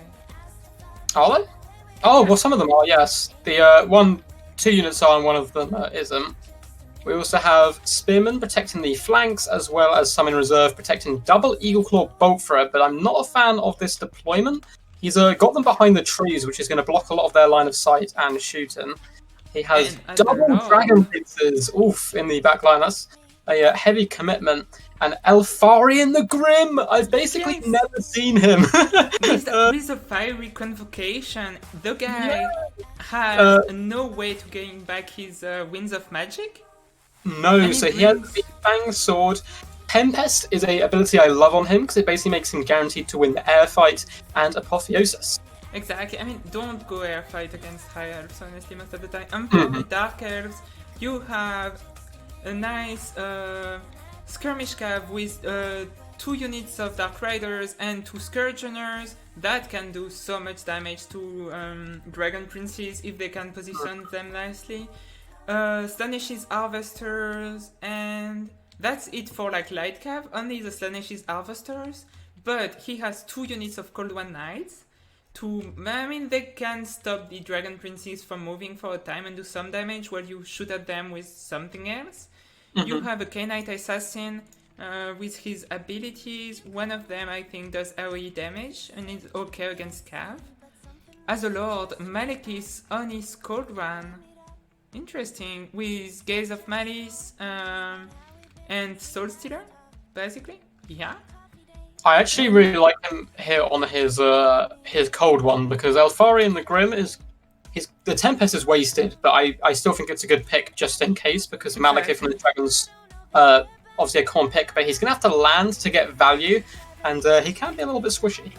Exactly, and for the front line, a few Dread Spears and Blixhawk, they will lose to Rangers pretty decisively, both of them.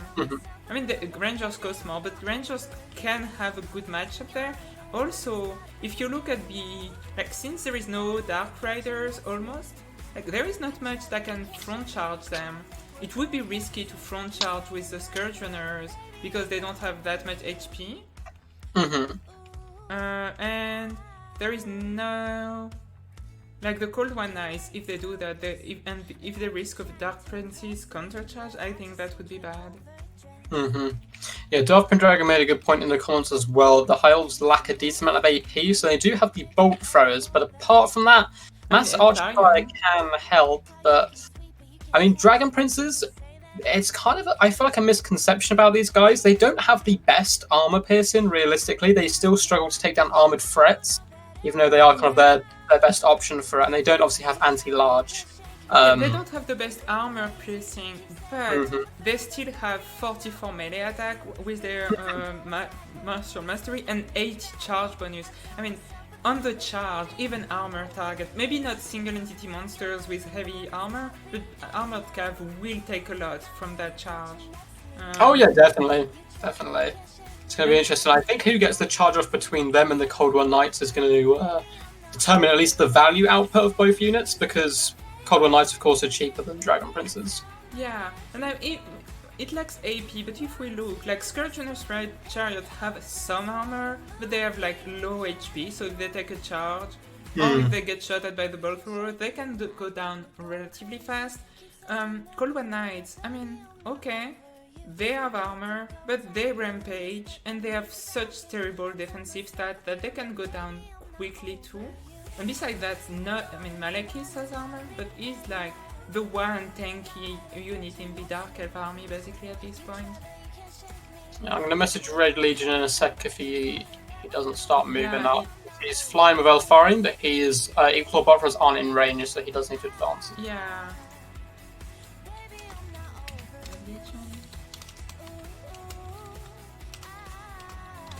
That is true, Lupi. He's advancing. Don't have much armor. Wait, what? Lupi in the chat saying, well, Dark Elves don't have too much armor, so he doesn't really need the armor piercing. But I guess it depends on what he's brought us. Of course, Cold War Knights do come in with 90 armor and a bronze shield, which isn't too shabby. But I said Red Legion didn't meme too much, and at that point he bring Eltharion with the Fiery Convocation. I mean, yeah. He's actually been bigging him up a little bit to me, so I think he's pretty confident with him. Yeah, it's not the first time. I always assume it's because he needs some meme in his army, but he does bring Eltharion a lot, so... So Equal Buffalo is opening up some shots at the Scourge Runner chariots, but they're relatively fast, and it looks like the terrain is actually kind of working against the bolt throws. They do just simply fire into the hill instead. Yeah, but the Scourge Runner seems to be, for now at least, in fire at will, and they shot at rangers. Yeah, they are shooting at rangers. Given that they don't have, I mean, they have 45 ammunition, but it actually goes down pretty quickly. So, shooting at, if they keep shooting at rangers, that's valuable ammunition they are wasting, I think. Like, when I have Scourge Runner chariots, or even Tyrannok chariots, I don't put them in fire at will.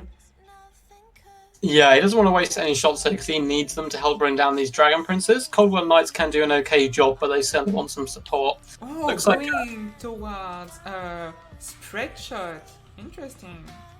I'll try and take down the Dark Rider. It's not a bad idea at all. Elfarian took a few shots there from some Scourge Runners, but so far Red Legion's formation is doing a pretty good job at just kind of pushing away those skirmishers. They can't really get on top of the targets they want to hit down. It's weird to use spread shot against Cold War Knight because spread shot doesn't have that much AP, it seems, most of the time. Yeah, unlucky as well. The bolt thrower actually, some of the shots clipped some of the spearmen in the back of the head as well. Yeah, and did okay damage to them, by the way. Yeah, it did pretty good, and it's not really doing too much to the Cold War Knights. I think maybe shoot at the Dark Riders with repeater crossbows instead. That will shred them way faster. Yeah, the Dragon Princes are taking some Scourge Runner chariot shots as well. And it looks like Malekith, though, has gone Leroy Jenkins and hopped straight onto the archers with Elfarian kind of lurking scary. But an Assassin's Trophy has been popped on him, so he's thinking twice. Fiery Convocation, and it looks like it's gonna actually... Or are they gonna dodge at the last second? No, they won't dodge. They won't dodge it. And that's a unit of Big Sword down. It was an okay use. I mean, it didn't really... It helped kind of finish off some bleak swords, but I'm not sure if it's worth the winds of magic at that point. It's also kind of broken off the rangers there. Yeah, true, but the rangers were losing to Cold War Knights plus Dread Spear plus Bleak Sword, so I think that was okay. And also, what are good targets for Fiery Convocation? The Cold War Knights maybe that are creeping through the front back line now. Because it helped break some bleak swords, but the Cold War Knights are in the back lines. And the bolt throws as well have been shut down by some of the Slash's Harvesters, who it looks like they've dropped a fat Word of Pain and Soul Sealer as well, on top of Elfarian. Wait, Word of Pain? Really? The Word of Pain went down on the Dragon Princes. But... Oh, yeah, that makes sense. Yeah, because Word of Pain lasts an insane amount of time. Mm-hmm. You think, does Predragon thinks the High Elf have it? They might, but like their backline is really compromised. However, their Dragon Princes are in okay shape, so they It's going to be might be tough. able to I carry. think with some good late game management, Suave still has some Scourge Runners with decent ammunition as well as Dark Riders. If they just focused fire down the Dragon Princes, Alfarian's taken a bit of a hammering from the second Scourge Runner. Needs to get moving, and then there's not too much that can really deal with Malekith, especially if he drops some of those fat, nasty Soul Stealers late game. Also, Eltharion needs to drop, like his sword is good but has a really long cooldown. He needs to use it, like he has, and it dropped just as it landed, and the Dragon Princes are down. I think it's gonna be hard for the High Elves now. One of you needs the Dragon Princes. Looking really rough for the High Elves. Elfarion needs to drop down to get value as much as possible. He's dropped Apotheosis to heal himself up, but both Scourge Runner Chariots are actually lacing some shots into him as well. And he gets the Assassin Trophy head, so he has to go back because his stats won't hold up. He doesn't have, like he has 30 melee attack and 20 melee defense. He needs to go back in the air. Also, the Slaanishes Harvesters are back and are like attacking the remaining Eagle Crow both ways. One of them's still active, so good play by Red Legion to kind of keep those guys active. But yeah, just like you pointed out, Slaanishes Harvesters will simply roam into the back lines now. Elfarion looks like he's going to be dropping back to protect, but Malekith's pretty scary combatant, even just on his cold one here. So Elfarion has actually decided to try and save and salvage the front lines as much as possible. Dragon Princes are chasing down Scourge Runner Chariots now. If they can catch them with the charge bonus speed when charging, they will kill them so quickly. Scourge Runners are squishy. I wouldn't maybe I understand the choice of like disengaging because he didn't think he could kill them because they were faster. But I think that with the charge bonus and the speed that comes with it, he could have brought down that unit of Scourge Runner Chariots. Yeah, I don't think there's much hope for the High Elves here. Gaze of Malice comes down on a pocket of archers as well, and Elfarion is just so weak at this point, down to 1000 HP. Yeah, like the Dragon Princes are going after Malekith, maybe a gunning attempt from Eltharion, maybe, but that's gonna be tough. Yeah, I agree. That's probably his only bet here is to assassinate Malekith. But this is kind of the problem I was speaking about the Dragon Princes is they take a while to take down units like Malekith. Yeah, and Word of Pain from the Slaanishes Harvesters, and now Trophy Head. He can't land. If he lands, he will have such bad stats that will die instantly. Yeah, I've been really liking the Assassin Trophy play actually coming in by Suave here. Just constantly forcing Elfarion basically to stay out of the battle, and that's a very expensive lord who got very limited kind of value over the course of the battle. Exactly. I mean, yes, 79 kill, but most of them were on Bleak Swords, and they are not the danger. And now Eltharion, like, what can he really do? If you look at the ammo situation, the Dark Elves unit, both the Scourge Runners, the Kainite Assassin, and the Repeater Crossbows, they use all their ammo. They got all their value down. Yeah, the High Elves at the end there looked like maybe they could have scrapped something, but it was once the ammo had gone. But look at the value on those Scourge Runner Chariots. Both gone up a chevron as well, and just consistently, whittling away at Elfarion and the Dragon Princes certainly adds up over the course of a battle.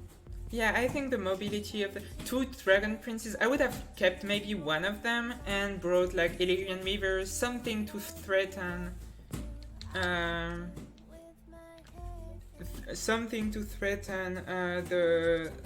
mobility of the Dark Elves.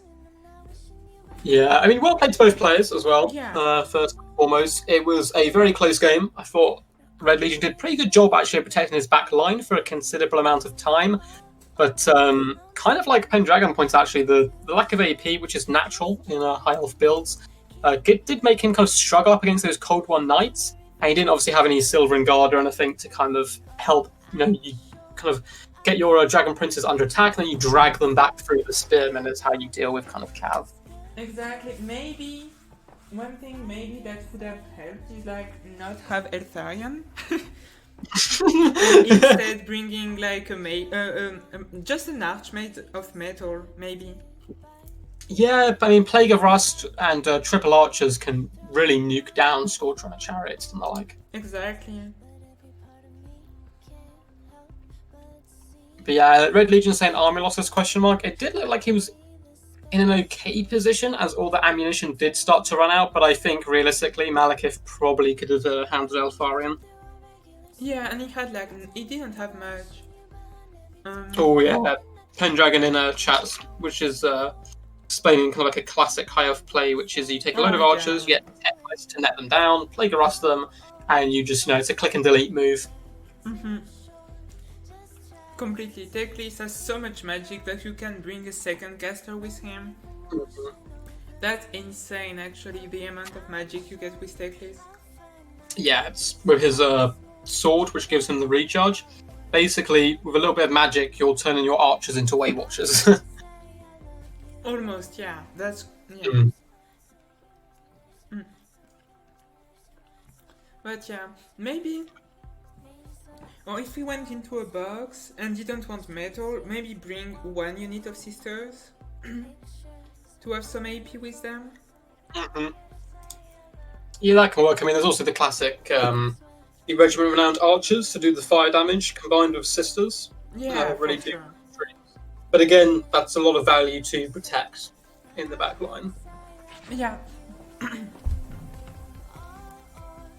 Yeah, the Sea Guards are a good option. They can, especially against Cold One Knights, since Sea Guards have anti-large, they can actually rampage.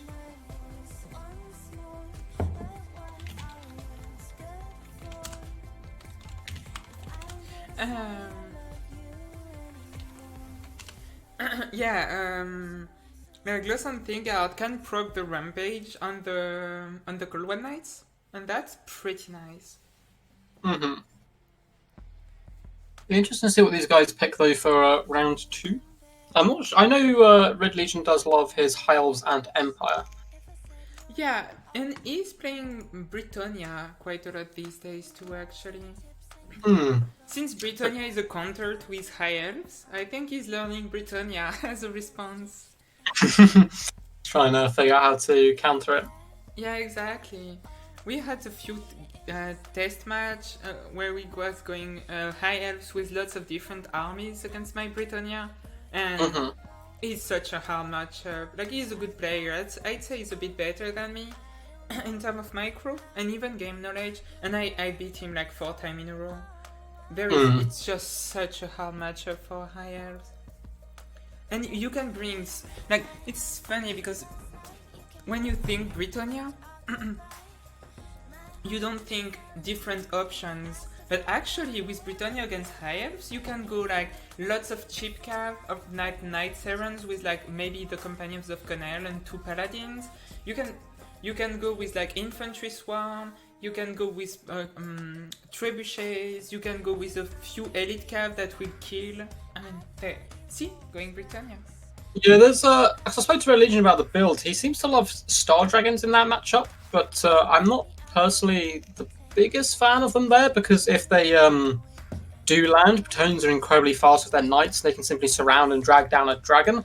And as Pendragon just said in the chat, taking someone like Tyrion can, I think, be really good because he destroys knights very, very quickly. True. And the of issue course with Tyrion is his lack of mass.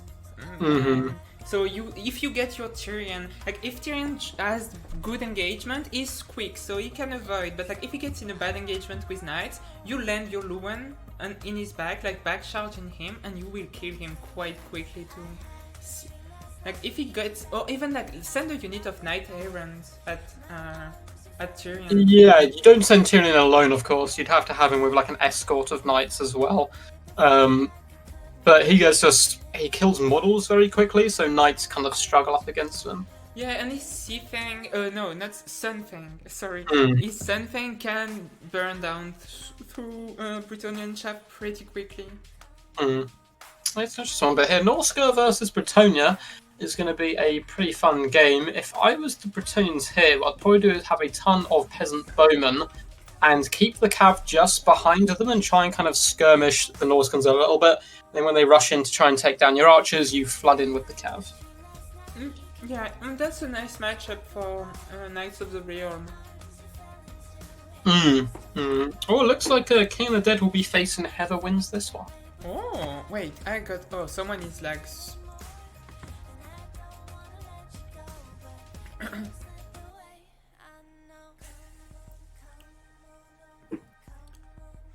Wait. Okay.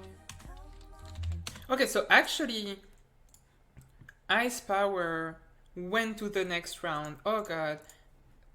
The things are crazy. I was casting, and that's why I need Wicked. What? Okay. So it looks like we're going to be having, yeah, King of the Dead's one of the semi-finalists, and Ice Power is on the other side of the bracket. So it looks like Robo is just waiting for his opponent to come up a little bit. Yeah. Yeah, next time I thought actually Wicked would come home earlier. Mm-hmm. And yeah, he got earlier. And the issue is I don't have an admin to do the tournament. Okay, I'm gonna and that's an issue because like I'm trying to cast and my Discord messages are just exploding and things everybody is posting like their streams on Discord. I have like 8 Discord notification as a rule right now. Mm-hmm.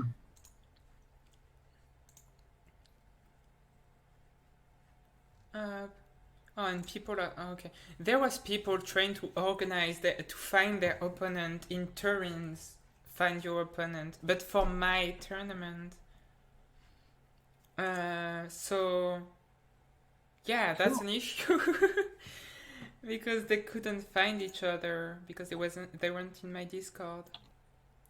It looks like we have now loaded in. Oh, I don't have my notification sound when I'm streaming for some reason, and I need to understand why and how I can put them back because I miss messages because of that. Would you like to go through the Norscan or Bretonnian build? I prefer going through the Norscans, so you can start with the Bretonnians. Cool. So in the front line, we have the backbone and arguably the most powerful unit in the entire game. We have the peasant mobs. So we have 3 of those guys. They're cheap, they're cheerful, they soak up a load of damage and the initial charge. Looks like in the secondary line, there is a bucket ton of men-at-arms into the sunset, and that is because he's going to be protecting a ton of peasant bowmen. So we have 1, 2, 3, 4 of those guys. And he also has the Holy Wardens here, which is a regiment of renowned battle pilgrims with their Beric Dundarian flaming swords, which look incredibly badass, as well as the Beast Slayers of Baston, who are an interesting choice. You don't see these guys as often as I would think. They are Legion actually loves them. He brings them a lot. Good. I like them quite a lot. They're not too expensive either. Up in the sky, he does have a nice call of Alberic, which of course he has gone for the sub-faction here. Riding dirty with a paladin who's on his Pegasus. He has a paladin on the ground, so I think there may be a rule break here. It might not be too important. But he has 3 heroes, so he has double paladin as well as a damsel of life. Oh yeah, that might be an issue actually. Let's see the back line. He has Knights of the Realm, Knights of the Lionheart, which is the Regiment Renowned version, and a 3rd unit as well. So see if... Can you tell them to wait a second while I check the rules to make... I think that's a rule break, I'm pretty sure. I didn't see the damsel at the beginning. I'm pretty sure you can only take 2 heroes, but... yeah, so just double check in case. Yeah, he can stick a paladin in a corner. Aerocrastic is a great shout there. Yeah, exactly. Yeah, because it's 2 of a kind and 3 total, so... So, yeah, if you just let him know, probably best just to stick his horse paladin in the corner of the battle. It still helps balance power a little bit, but he's losing value, so it's a little unfortunate for him.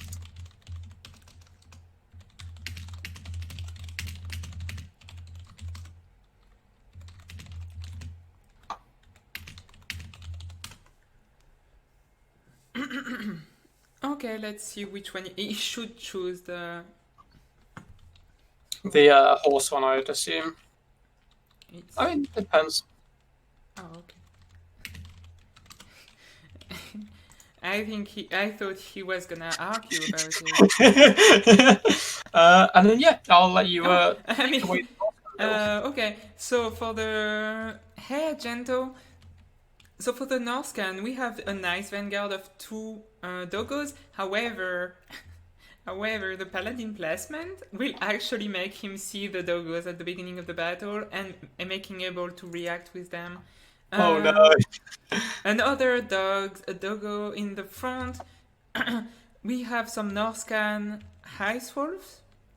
Mm-hmm. 2, so 4 dogs. That's pretty nice against the archers, and they also munch through men at arms if they are the numbers. We have Wolfric on his mammoths. Okay choice, not mine, but it's a good choice, honestly. 2 female warriors with great weapon. They will beat up Britannian camp very effectively. 1 unit of skin wolves. They can be good if they don't get charged in the face. The front line is Marauders, the Icehorn Marauders, and wait, I thought I saw. Oh, and 1 unit of Berserker. Berserkers will munch through the infantry again, and we have Shaman Sorcerer of Death with Purple Sun, my boy. Oh, I love it. I love the Purple Sun. It's He's one got of my a Scroll of Shielding as well, which is just such a yeah. good combination with Wolfric. And the doggos were discovered. Yeah, They are that's gonna really scatter away. unfortunate. Red Legion is putting his paladin in the back, and one of these unit of doggos might get caught. The other, if they can take the Knights of the Realm on a wild goose chase, that might be good value. But no, they won't overgo, and they should be able. Yeah, they will catch them.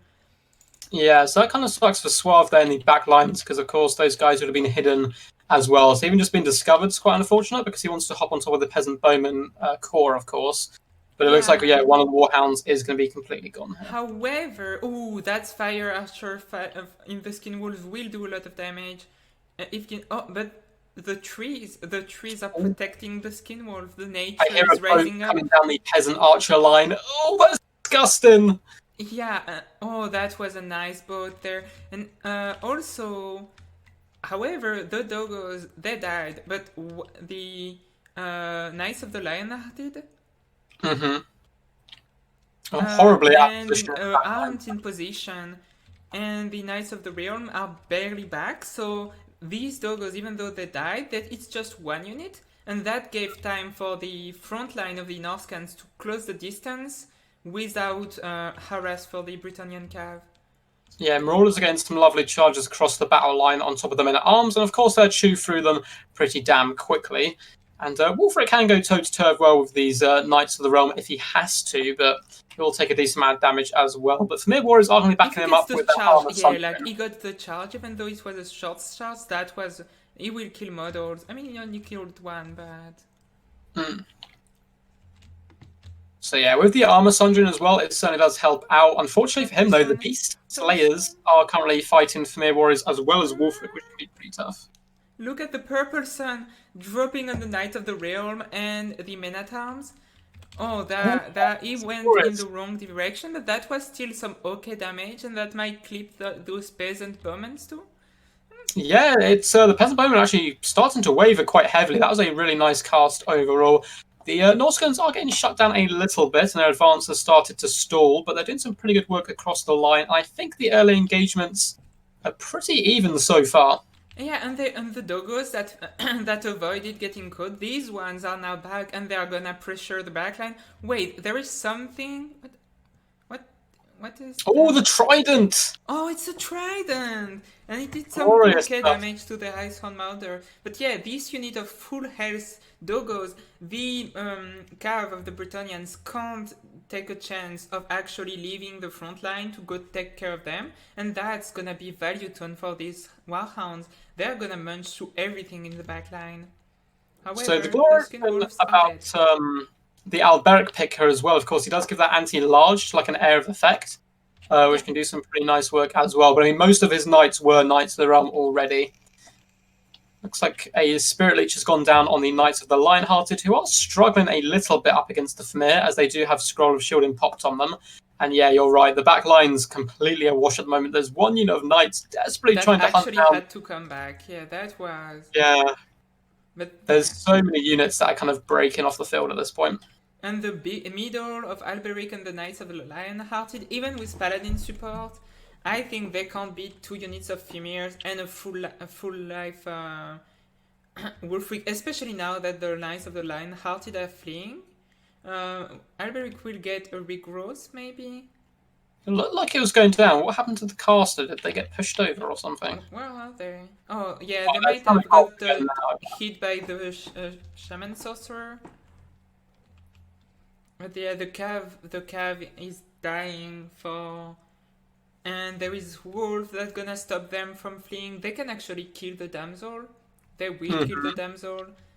It looks dangerous for our poor Britonians right there. Yeah, if Hunter of Champions was active, this game would be over right now because Albrecht wouldn't be able to escape and he would be dragged down. But if you can get back up in the air and perhaps try to rally some of these forces, but no, that's going to be army losses setting in. That's gonna be army losses. I mean, there is like just Alberic left, basically. If like at that point, that wasn't fleeing, and 1 unit of men at arms, so that's gonna be a 2-0 for Sidogo against Red Legion. Yeah, and his prize is to go face King of the Dead, which is going to be a tough one. I love that Norscan build. It just had so much pace, snuck into the back line. Even with the hounds being caught off early, he still quite quickly broke into that back line and started chewing up those peasant archers. He counterpicked with Britannia, I'm pretty sure.